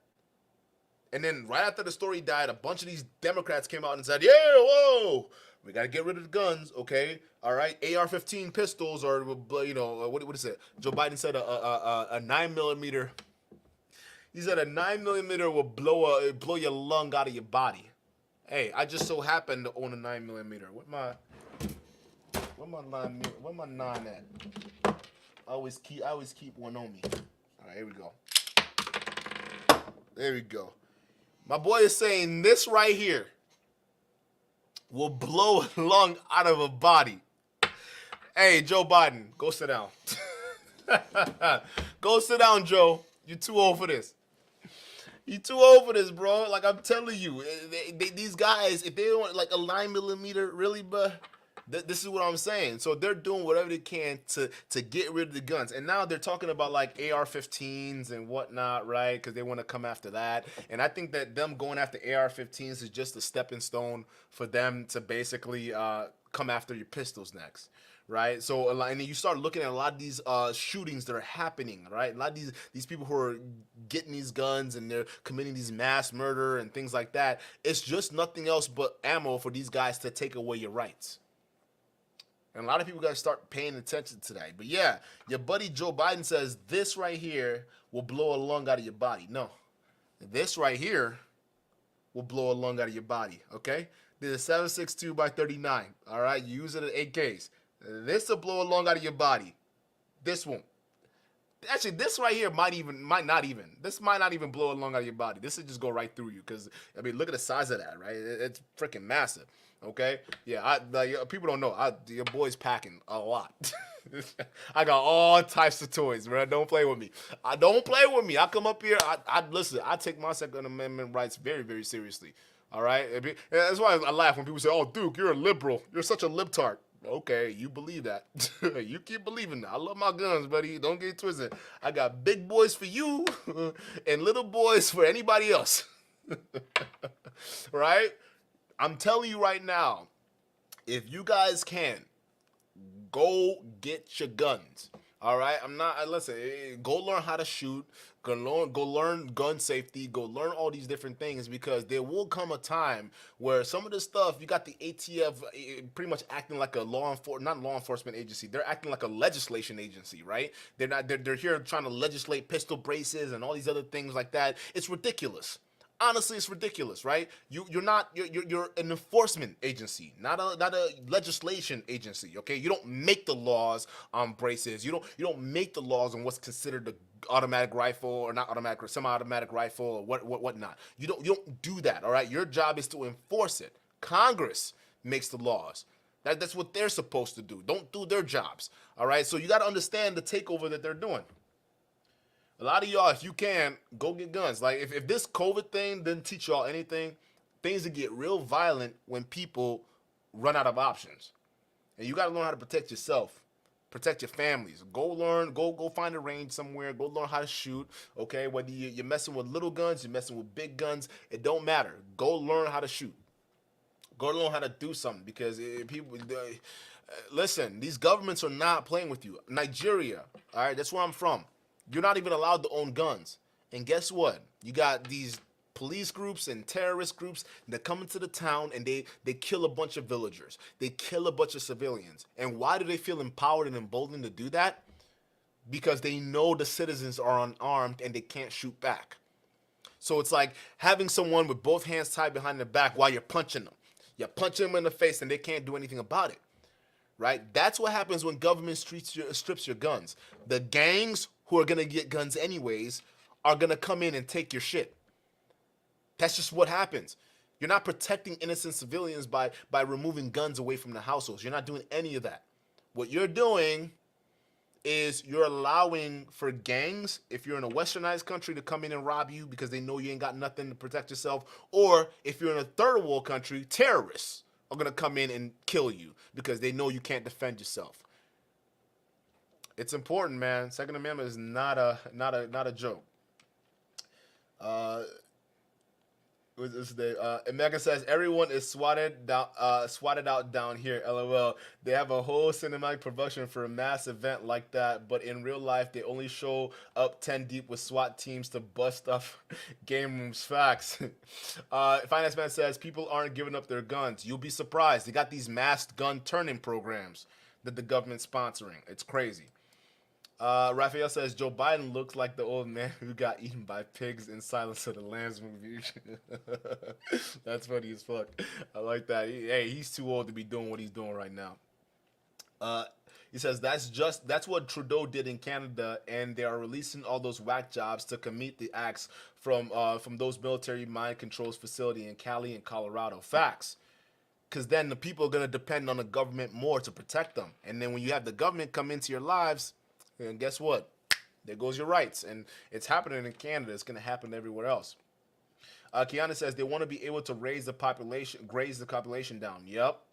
That's what they want to do. And the thing is, a lot of people got to understand, like, guns are important. You got to stop looking at it as this scary thing.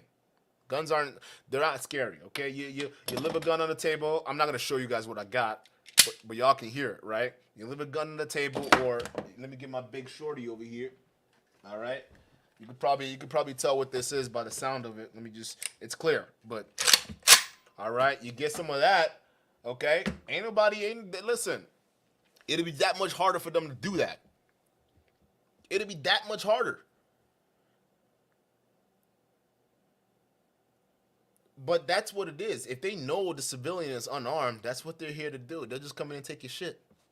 They come in and send these roving bands to take care of you, right? Like what Emeka was saying in Canada right now. You know, in Nigeria, a lot of these terrorists are state sponsored. Yeah, I said it. Some of y'all who are secret Nigeria police who are watching right now, you probably know what I'm talking about. It's state sponsored, right? They sending these gangs to go in and terrorize the population. And if you keep the population terrorized and scared, they're unable to focus on what the corrupt government is doing. So you disarm your civilian, release the crazies out of jail. They go in and terrorize the good civilians, and the good civilians are too distracted to call out the government on the corruption and the nonsense they're doing. It's all a game. Oh shit! They for real discontinued guns outright? Oh, that's not good. Hey, listen, at times like this, I'm proud to live in America, where I got my guns. You ain't go, hey, fuck that shit, bro. Hell nah. Hell nah. Canada, you tripping.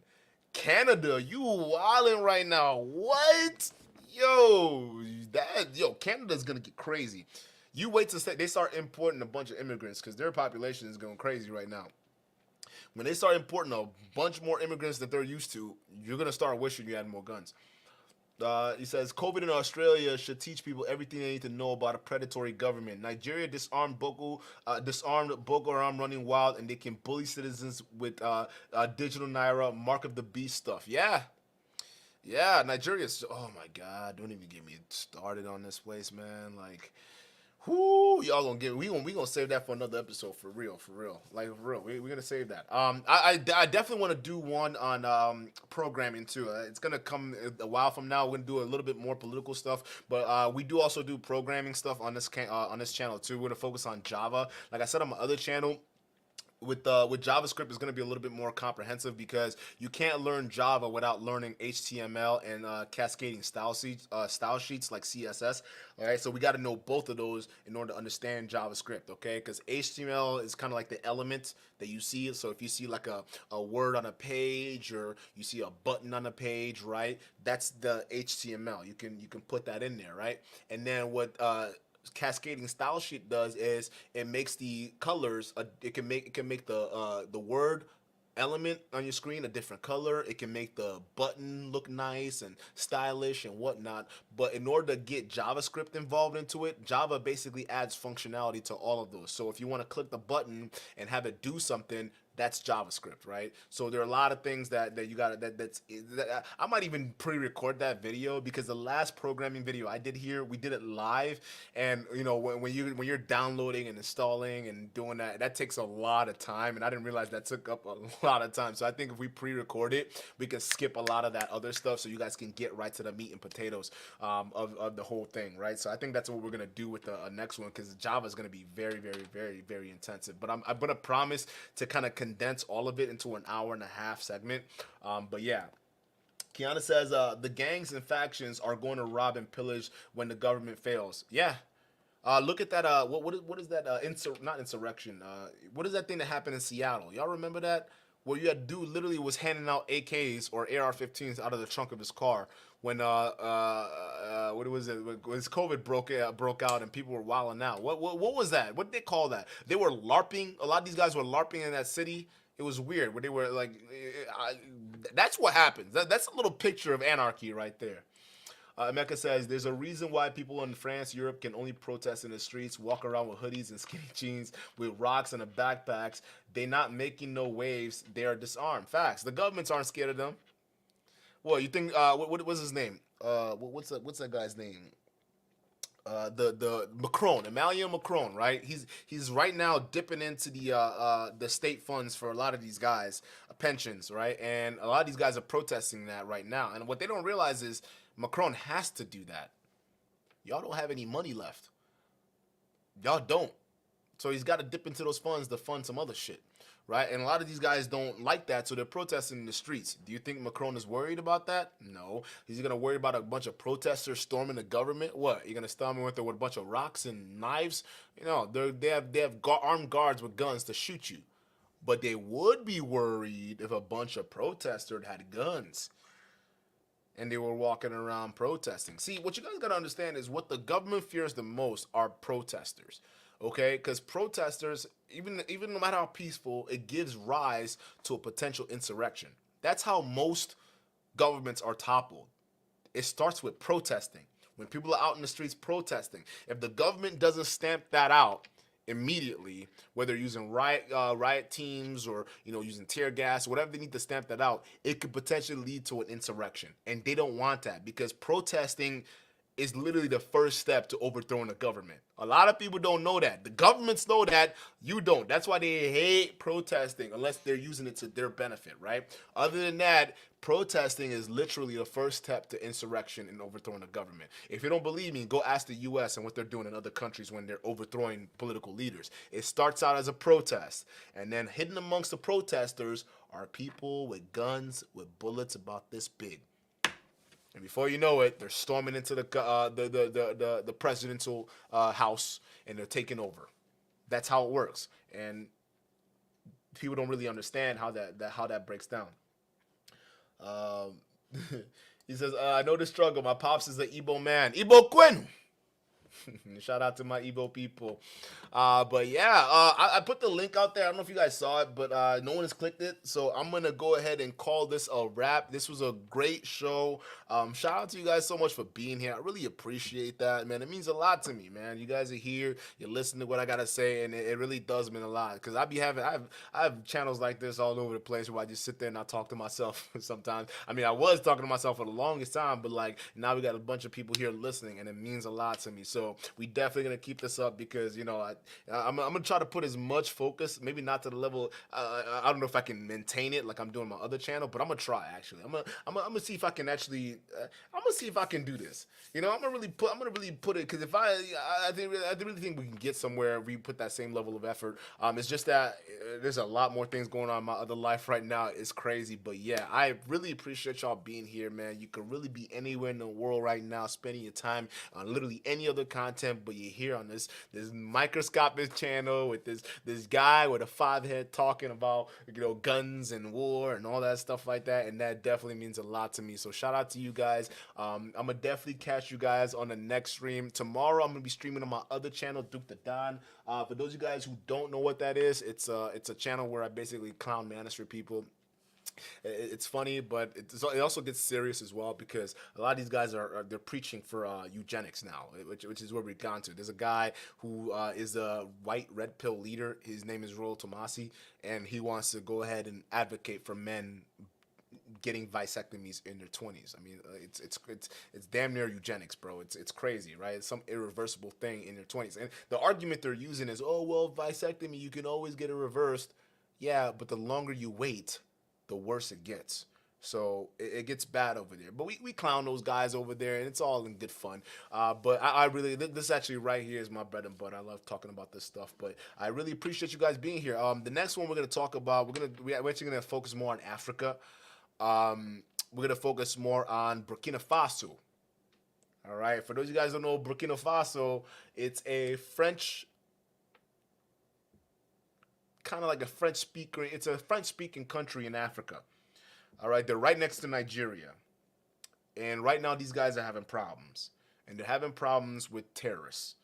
That's right, terrorists are taking over Africa, and as the Western people are losing influence in Africa, it gives rise for a lot of these terrorists to come in. And Burkina Faso, no one could really expect that they would be having these kind of terrorist problems that they're dealing with as other countries like Chad, Mali, Niger, right? But a lot of these extremists, jihadist extremists, are spilling over into these neighboring countries. So Burkina Faso right now, they're going through some shit, and I think it's important to cover it because not only the fact they're right next to Nigeria, but a lot of the terrorist cells like Boko Haram and some of the ISIS split offs, they're also responsible for what's going on in these other countries. And where's ECOWAS? All right, where's ECOWAS and all this? For those of you guys who don't know, ECOWAS is the pretty much the African version of the European Union. Okay, it's not a military alliance, but it's more of an economic alliance for a lot of African nations. Nigeria's in there, and a couple other countries are in there too as well. But no one is doing anything about this massive terrorist problem that's plaguing Africa right now, especially the Western continent. So something's got to give. All right, something has got to give. Either the government starts to step up and start to take care of the citizens and take responsibility, or we're just gonna allow a bunch of terrorists to take over Africa, and it's not good for anybody, because you have millions. I mean, even Nigeria alone, hundreds of millions of young people with zero economic mobility. That's a problem. If they all decide to start looking elsewhere for sources of income or revenue, whatever it is, it's gonna spell bad for a lot of these European countries. And y'all gotta wake up and smell the mustard, okay? These jihadists, they're not playing games. All right, Russia's not. I mean, they're doing what they can to combat it, and at least the Wagner groups are. But to be honest, it's to their benefit. It's not to really to help people. All right, so I think it helps if we pay attention to what's going on and really focus in and talk about these issues, because it's bad. It's bad. What is it? He says, Ibeka says, maybe at a later time this year, do a forum or a stream on how you think China may play a role in resolving the Islamic extremist problems in the West, Africa as a whole, and their influence grows there. I don't think they will. That's the thing. I think they actually benefit more from terrorists running amok than anything else, because if you don't have a government to bribe or pay, I mean, it's a little bit hard to get in there and do things, get things done. But realistically, if there's no law, you could just pay people whatever you want to get the resources you need without having to deal with the government. But yeah, I think that's a good idea. We will do a video.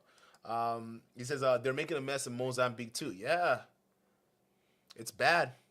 It's bad. Kiana, I like your comments. They're actually very thoughtful. It's not Boko Haram. It's not Boko Haram. Boko Haram is just a piece that is in Nigeria right now. They're the main terrorist threat in Nigeria. But there are other. Boko Haram is just like it's an ISIL, or is it ISIL or ISIS? It's not ISIS, ISIL or something like that. But they're related to ISIS, and they're split off of that. But a lot of these are pretty much ISIS related groups that are split off. But they're Africans. They're African ISIS people, which is crazy to me, right? She says terrorism would be associated with black like how it was associated with Middle Easterns. Yes. Yeah. If we don't do anything soon, pretty soon, when people talk about Nigeria, when people talk about Burkina Faso, when people talk about Chad, Niger, the Mozambique, all right, Sudan, they're going to equate it to terrorists. And that's a bad look. That's a bad image for a lot of Africans out there who are living not only across the world but living in Africa right now, right? It's not good, because that's how your image gets ruined. Right? It's not. It's honestly sad to just see this go the way it's going right now. He says, I think China may play a role in clamping down on it, but they will take full control of the natural southern resources, dock their military, and colonize Africa full stop. Yep. That's still not good. But you're absolutely right. That's eventually what they're gonna do. A lot of them benefit off the chaos right now. Even if we're looking at the issue in Sudan right now, a lot of them are chomping at the bits to take advantage of what's going on down there. A lot of these other westernized countries, they're waiting to see what happens. They're sitting there waiting and watching, but they're ready to go. They are ready to rock and roll. Emeka says, LOL, ISIS/ISIL, Obama and John McCain CIA Department creation. Yep. Yeah, for a while, Obama was funding ISIS till Russia got to him, and that really exposed all of them. United Arab Emirates started banning Nigerian passport holders for now reasons for now, reasoned some time ago. Yeah, a lot of people are gonna start fearing Nigerians, right? And it's not really Nigerian; it's the Fulanese. All right, the Fulanese are the main ones that are the problem right now. They're a big threat. They're not indigenous to Nigeria. They're across sub-Saharan Africa. They're a big tribe that span across a bunch of different countries in Africa. So they're not even a natural ethnic group in Nigeria at all, or in any of these countries they are. They're just a roving band of nomads and warring nomads. That's what they're used to doing. They're used to living in these warring societies that just go in, and as they're traveling, they just take over, and they take over what do you call it, resources and states and things like that. But the Fulanis are a big problem. That's where a lot of the terrorist shit is coming from. It's dumb dudes right over there. They need to be stopped. They have to be stopped at all costs. Right? This is where I disagree, because Saudi Arabia is one of the biggest state sponsor of terrorism across the world, including Africa and Nigeria. They even fund Boko Haram, believe it or not. She says, shouldn't Nigeria separate from the Fulanis because they have never been cooperating with the rest of the country? Yeah, but it's too late, because we had a Fulani president that was that just left office just now. His name was Mamadou Buhari. He's a Fulani president, or a former Fulani president. That's where his tribe people is from. That's why he was able to look the other way when the terrorist shit was happening. When Boko Haram was running amok all over there, and when the Fulanese were running amok on Igbo towns and Yoruba towns, he turned the other cheek. He's a Fulani man. They've taken over the government, and now I forgot what country it is. I think it's not Ghana. Maybe it's Kenya, right? And the Fulani population in Kenya, they're demanding to be acknowledged as citizens now, because they've lived in Kenya for a very long time. I'm telling the Kenyans, don't do it. Do not make them citizens of your country. The moment you do that, wait, you're gonna start seeing all these terrorists act, because these groups, they don't care. They come in, they will take over, and they will Islamize your entire country. That's what they're doing in Nigeria and all these other countries right now. They're trying to Islamize the entire country. All right, they believe Western education and Western ideas are bad, and they want to get rid of all of it. These people are insane.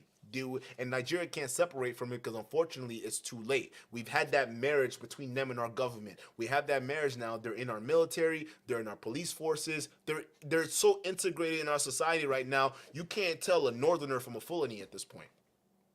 It's really difficult to tell a northerner from a Fulani. It's hard, believe it or not.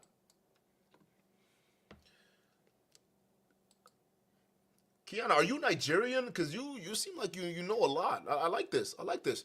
She says, I feel Buhari should be a serious lesson to never put a Fulani in power, because it makes no sense. Yeah, he's a dumbass too. He's such an idiot, a dumb president, bro. I feel Buhari, man. That dude caused so much pain, and yet he gets to just live off the rest of his life in peace after screwing off a country, right? And this guy that has a failing health gets to go take advantage of westernized system, but comes to his own country, and all of a sudden, yeah, let these Fulanis kill off the people. Yeah, let's import more from Niger, and let's kill them all. No, it's crazy, man. Emeka says, LOL, Duke, my pops always said Kenya is the CIA of Africa, ratting the rest out for the Western nation. US and UK, LOL, they can be coerced. Facts. No, Kenya, they're in some kind of a defensive alliance with the US too. They're up there. Yeah, you're right. You're right. Kenya, South Africa too. Don't forget South Africa. They're up there. She says, I'm Afro-Caribbean. Hey, shout out to you. I feel close to Nigerians. We may be related ancestrally. Hell yeah. Shout out to you, man. For real, for real.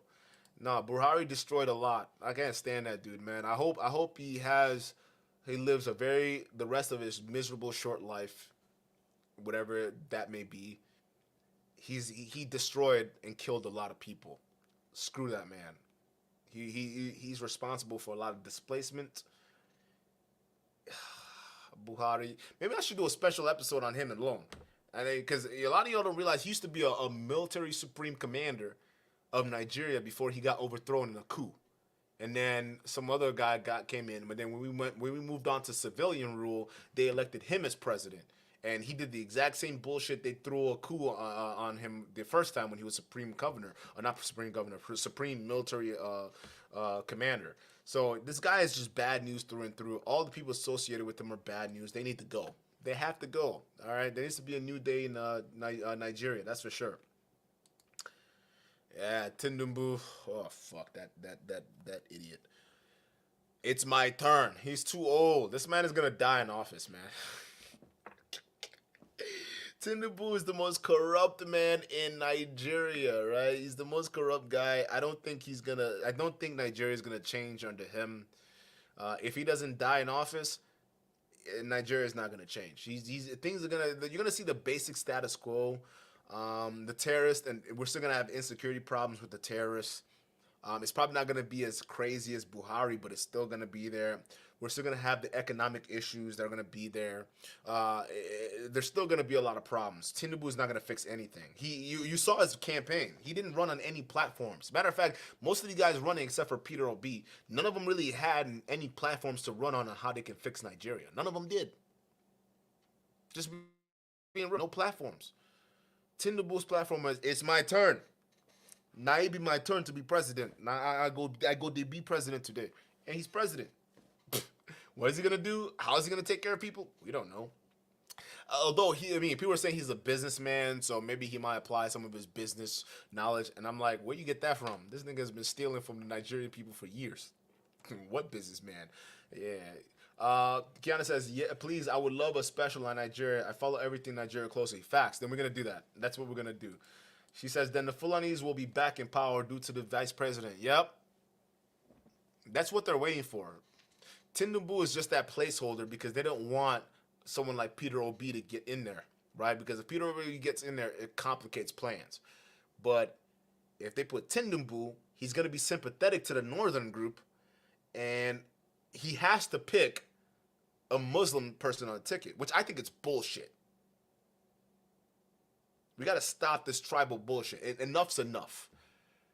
I mean, how long can we be wrecking our country because people want to be tribalistic? Enough is enough.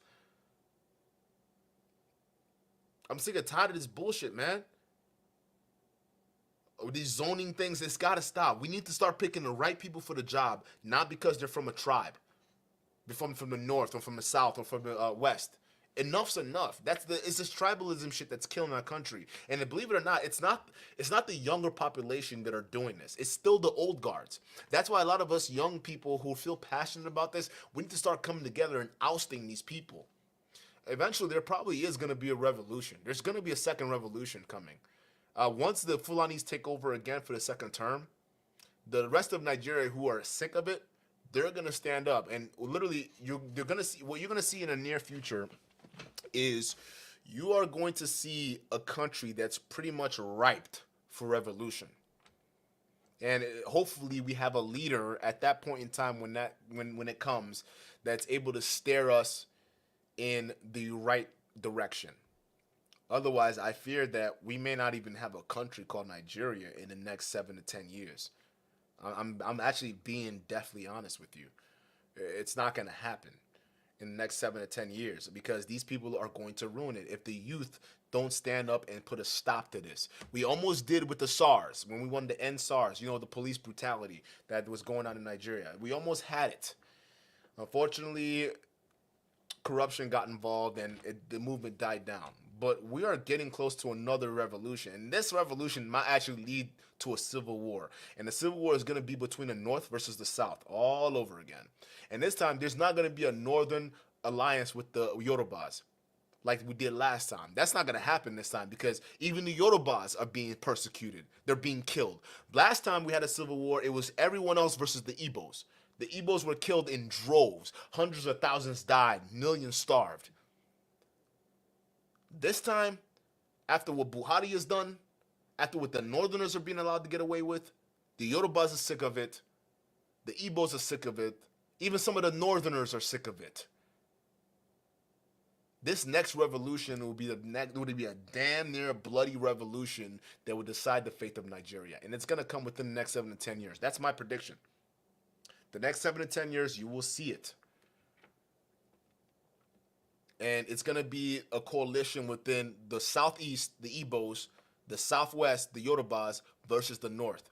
And because what people are starting to realize now is that the North, no matter what games they've been trying to play, they've been holding on to power for a very long time since the British left, since we got our independence in the 50s. In the 50s, I think it was the 50s, right?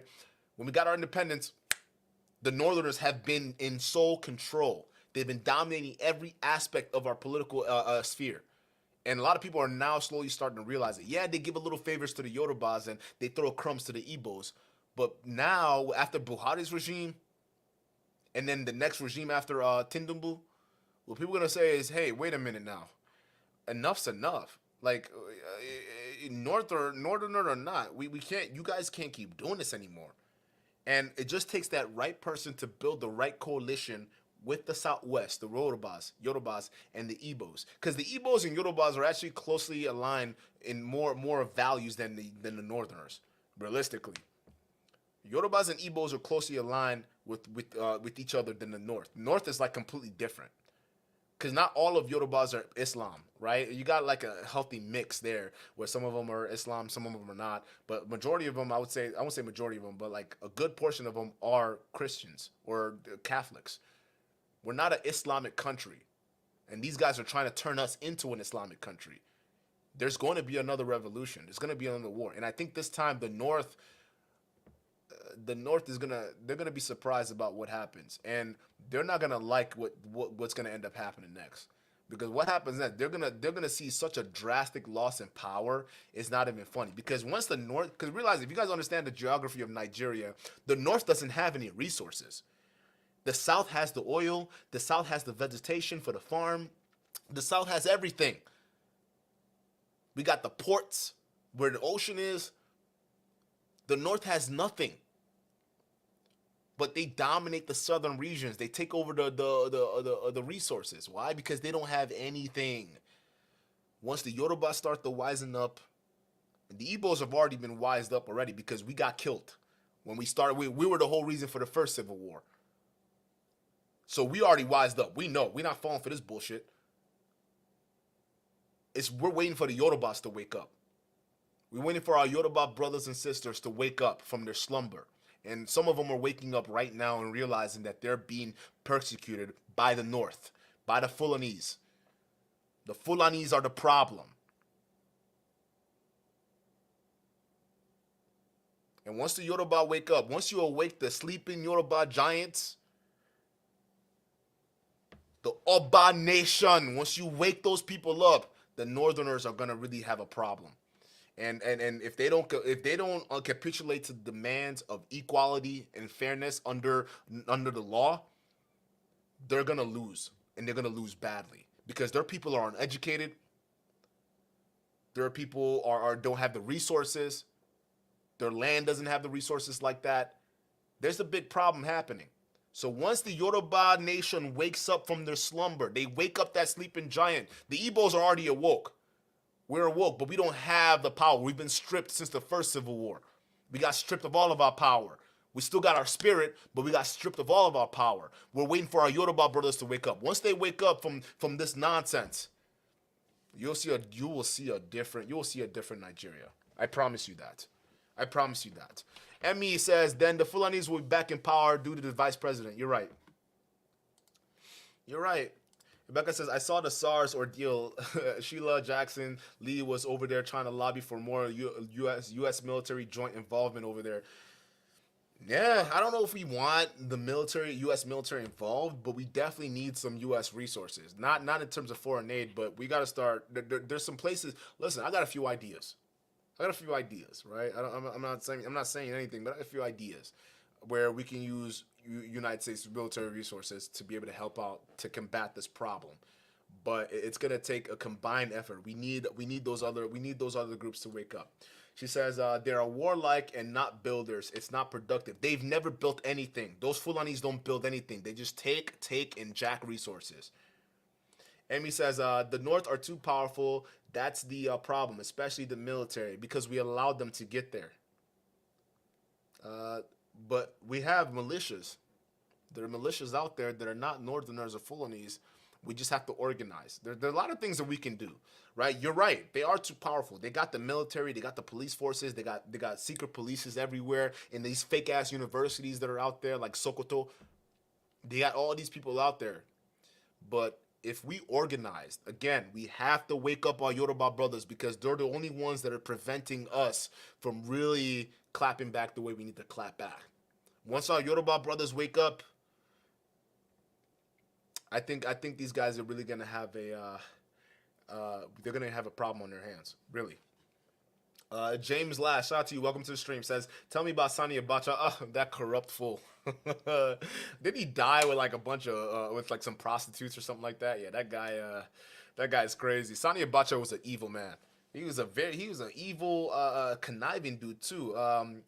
Who was the dude that he ended up stripping power from in this crazy ass? The way he took power from this guy was crazy. We might actually do another video on him too. Hey, y'all giving some great content ideas too when it comes to Nigeria. I'm liking this. Yeah, we're gonna focus on him too. Sani Abacha was a crazy idiot. He loved drugs and prostitutes and drinking. Now that's him. She said, agreed. The Igbos might be aligned with Yorubas, but they're also very wary. The Igbos have always got the worst of it. Yeah, because listen, it's hard to trust the Yorubas when they join forces to murder us. How can you trust them? They can't. I mean, we have love for Yoruba people, but we don't forget what they did to us. We can never forget that. Even some of them, they know what happened. Some of them, they understand. They're feeling sorry for the Igbos. Right? They know what we're going through. We're all awake. We've always been awake. We never slept. We've always been awake. We've been seeing what was going on.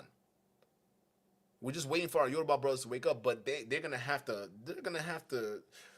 Yeah, you're right. It's the trust factor. Because how can you trust them after what they did to you before, right? Realistically, do we have a choice? The enemy of my enemy is my friend. I would much rather deal with the Yorubas than deal with the Fulanis. The Fulanis don't like Yorubas and they don't like Igbos.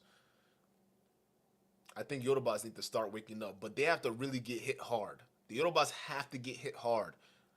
And it might come when the Fulanis take over again. And when the Fulanis take over again, that's when the Yoruba will finally wake up. And when they wake up, your Igbo brothers will be here.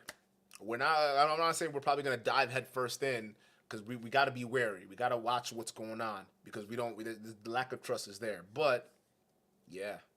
Kiana's right. The Biafran War woke us. They woke up. My dad fought in that war. It woke us all up. Prime L says he's from River State. Shout out to you. Shout out to you, man. For real, for real. Emeka says, to Hades with the monarchy, good thing the UK is collapsing and now becoming a third world backwater like for what they did to Africa. You notice things are changing. Things are changing. The old powers are dying. And realistically, it's the UK that backed Northern Rule in the first place before they give us our independence. You understand that, right? I think you know that already.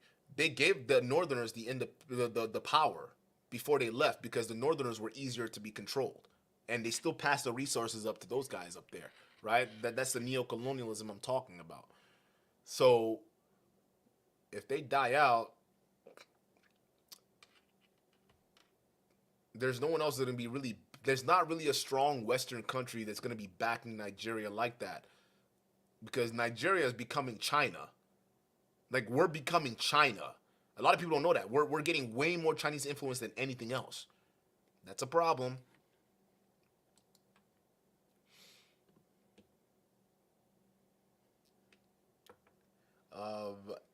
Kiana says, when the queen passed, you noticed during the funeral they broke the witch's wand. I didn't even watch that woman's funeral. To hell with, I don't care, bro. Everyone's crying, oh, the queen died. The queen, I can't believe she died. I don't care. I don't care. That woman is evil. I don't know how she lived for so long. She has supported a monarchy that not only has been robbing her own people, but has been robbing the rest of the world blind for decades. Yeah, good riddance. Now you got the other prince on there. What about Prince Andrew? That other dude that molested that 17-year-old on the Epstein's Island. Yeah. That's the royal monarchy for you right there. They mess with children. Missed me with that. Amy says, I think Yorubas will wake up when it starts to affect Lagos. Absolutely. They will.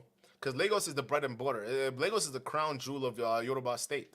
It's the crown jewel. I mean, it's just what it is. And once the Fulani start really running amok up there, that's when they start waking up and saying, hey, maybe the Igbos had a point. Maybe there's something bad going on with these people here.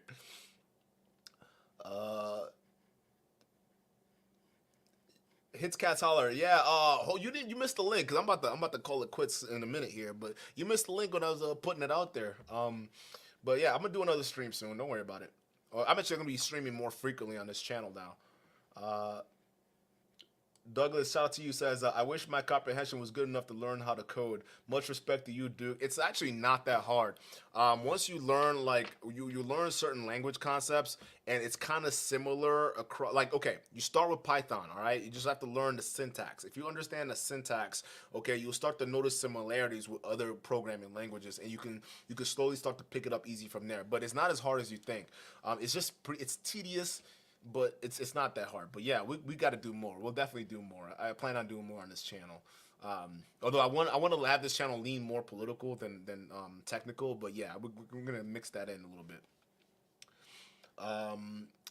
Omega says, right, the UK was directly implicated in the genocide that befell the Igbo people. My dad also fought in that conflict. Shout out to you, Igbo Kwenu. He says a lot of trauma till this day. Yeah, that's why I would never respect the British.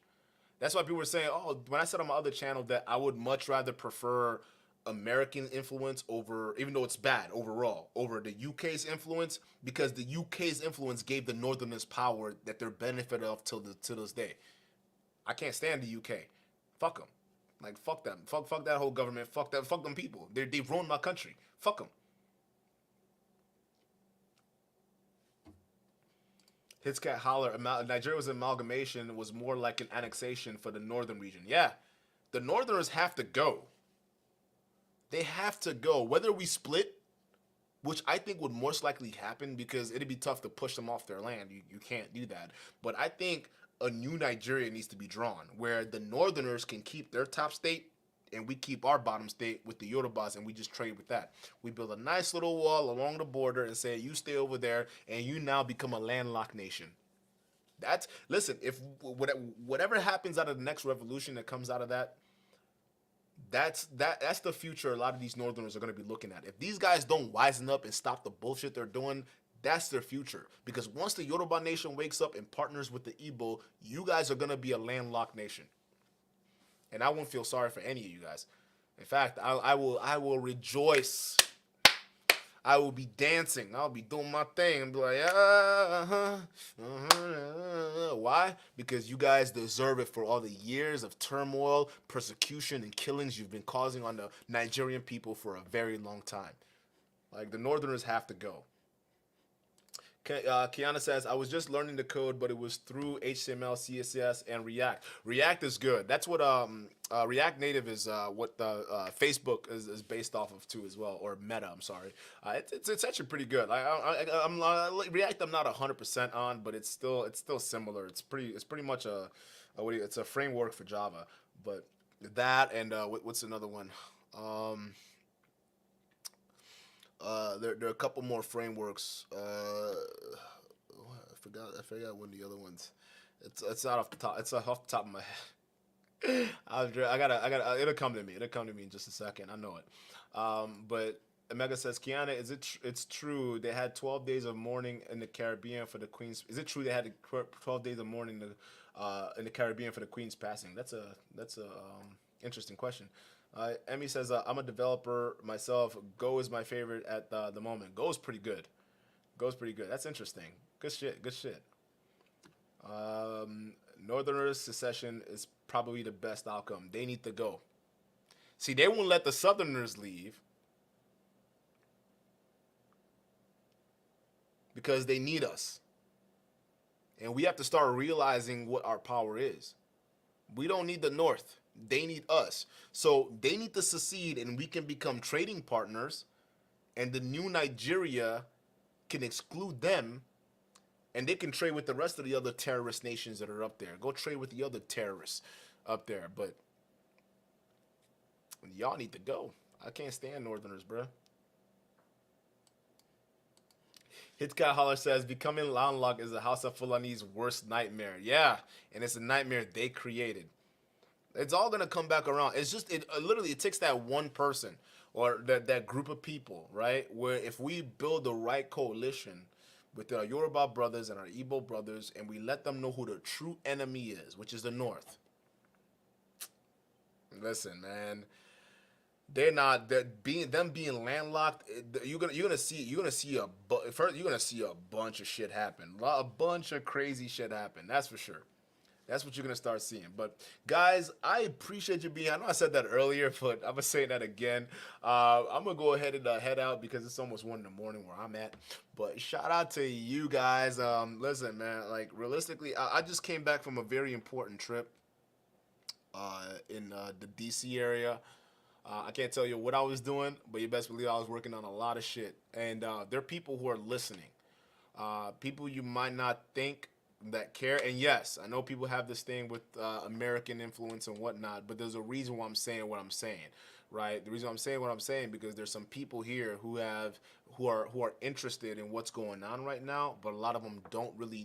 They think that they know, but they don't know. So when you're speaking at these events and you're talking to these people and you're saying, and these guys, they're connected to people that could potentially do something, right? You're telling your story about what's happening, how you came to this country, what's going on, and they're really listening and they're intent on that. Who knows? You know, there might be someone who can vibe with that story passionately enough to be able to say, hey, I got somebody for you to talk to. And that's ultimately what my goal is. So believe it or not, there's a lot of things happening right now. And I came back. Actually, it was supposed to be just for a day and a half, and it ended up being extended for almost. I just got back today. Actually, not today. Yesterday, Tuesday afternoon, I got back. So right off the bat, I came back and I was streaming. No breaks, no breaks for this guy over here. But I literally just flew back from DC and literally I started streaming. But I came back literally yesterday or today's. It's like 1 in the morning right now. But I came back on the 9th. And that's when I got back. And when I got back, I was streaming because I was gone on my other channel. Yo, Duke, where'd you go? I was in DC talking to some people. Yeah, I'm dead ass, bro. I'm dead ass. Enough's enough. And there are a lot of people who don't like the fact that they're losing influence in Africa too. So there's another thing there. But I'm dead ass. There's a bunch of shit that's happening right now. But it takes a coalition. We need a coalition. We do. We absolutely do. And it just takes people that you can trust and obviously getting the word out to as many people as possible. There's a lot of things that are going on right now, but yeah, I think yeah, these guys, they're not. Listen, when the youth of the nation are sick of the sins of their fathers, eventually they're gonna be motivated to take action, or at least they're gonna get the right motivation to take action. That's all I gotta say. Emeka says it's crazy. LOL. They would learn the hard way for sure if they got exiled and had to make their own trading bloc. The Ottoman lineage Muslim in North Africa don't respect or regard Afro Muslims in real life. Facts. They're gonna go. They're gonna go. But guys, I gotta go too. Shout out to you guys, and I'm gonna catch you on the next one. And we're gonna stream more on this channel, but for real. Emmy says, that's what's up, bro. Nigerian born, American raised. That's dope. Keep it up. Yeah. My whole goal, we have over 500,000 Nigerians who are living in America right now.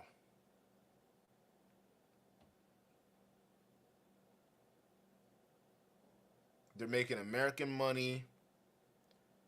They're living American dreams, some of them.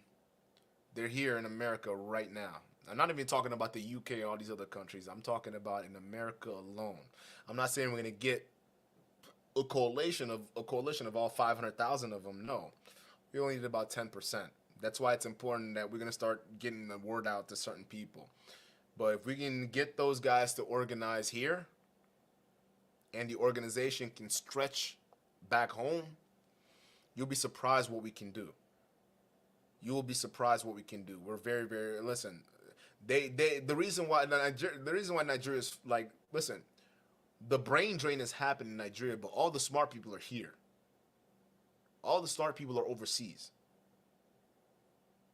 We just have to get them to understand what's actually happening here, and we have to get them motivated enough to join what we're building. We have to get them to understand that we can't, because some of them, you listen, and a lot of them, you'd be surprised, they've given up hope, and you can't blame them. Can you blame them? No, they've given up hope. But because what can you do when you every time you look at it, it looks hopeless. The situation is hopeless. So if we can show them that it's not all hope is lost, and we can get them for us to form a coalition here in America, in a safe haven, call it that, right? While funding operations down there, and I'm talking about schools, I'm talking about certain infrastructure projects, I'm talking about other things, right? You'll be surprised what we can do, right? There's 500,000 of us here, and we can do a lot of damage. Sway says, please do stream more. The last stream was my first one. I enjoyed it. Facts. I'm going to do more. I'm going to do a lot more, bruh. But yeah, expect it. Expect it. It's going to keep coming down the pipeline. Matter of fact, what I'm planning on doing is every time I stream on my main channel, I'm going to be streaming on this one too. It's going to be tough because, like, I'm going to be burnt. Like, I'm already feeling it right now, but like I'm also, you can tell like that passion is in me, so I'm gonna keep going. But like that's the new plan. I just gotta figure out how to work. It may not, maybe like on Monday. No, Monday, Tuesday. I'll try to do it. I'll try to do it. But every time I stream on my main channel, I think it'll be easier to just stream here because I can just get it all in one go instead of like trying to find a separate date to stream on the other one. So that way it's just easier for people to come over and move over and do certain things. But that's the plan.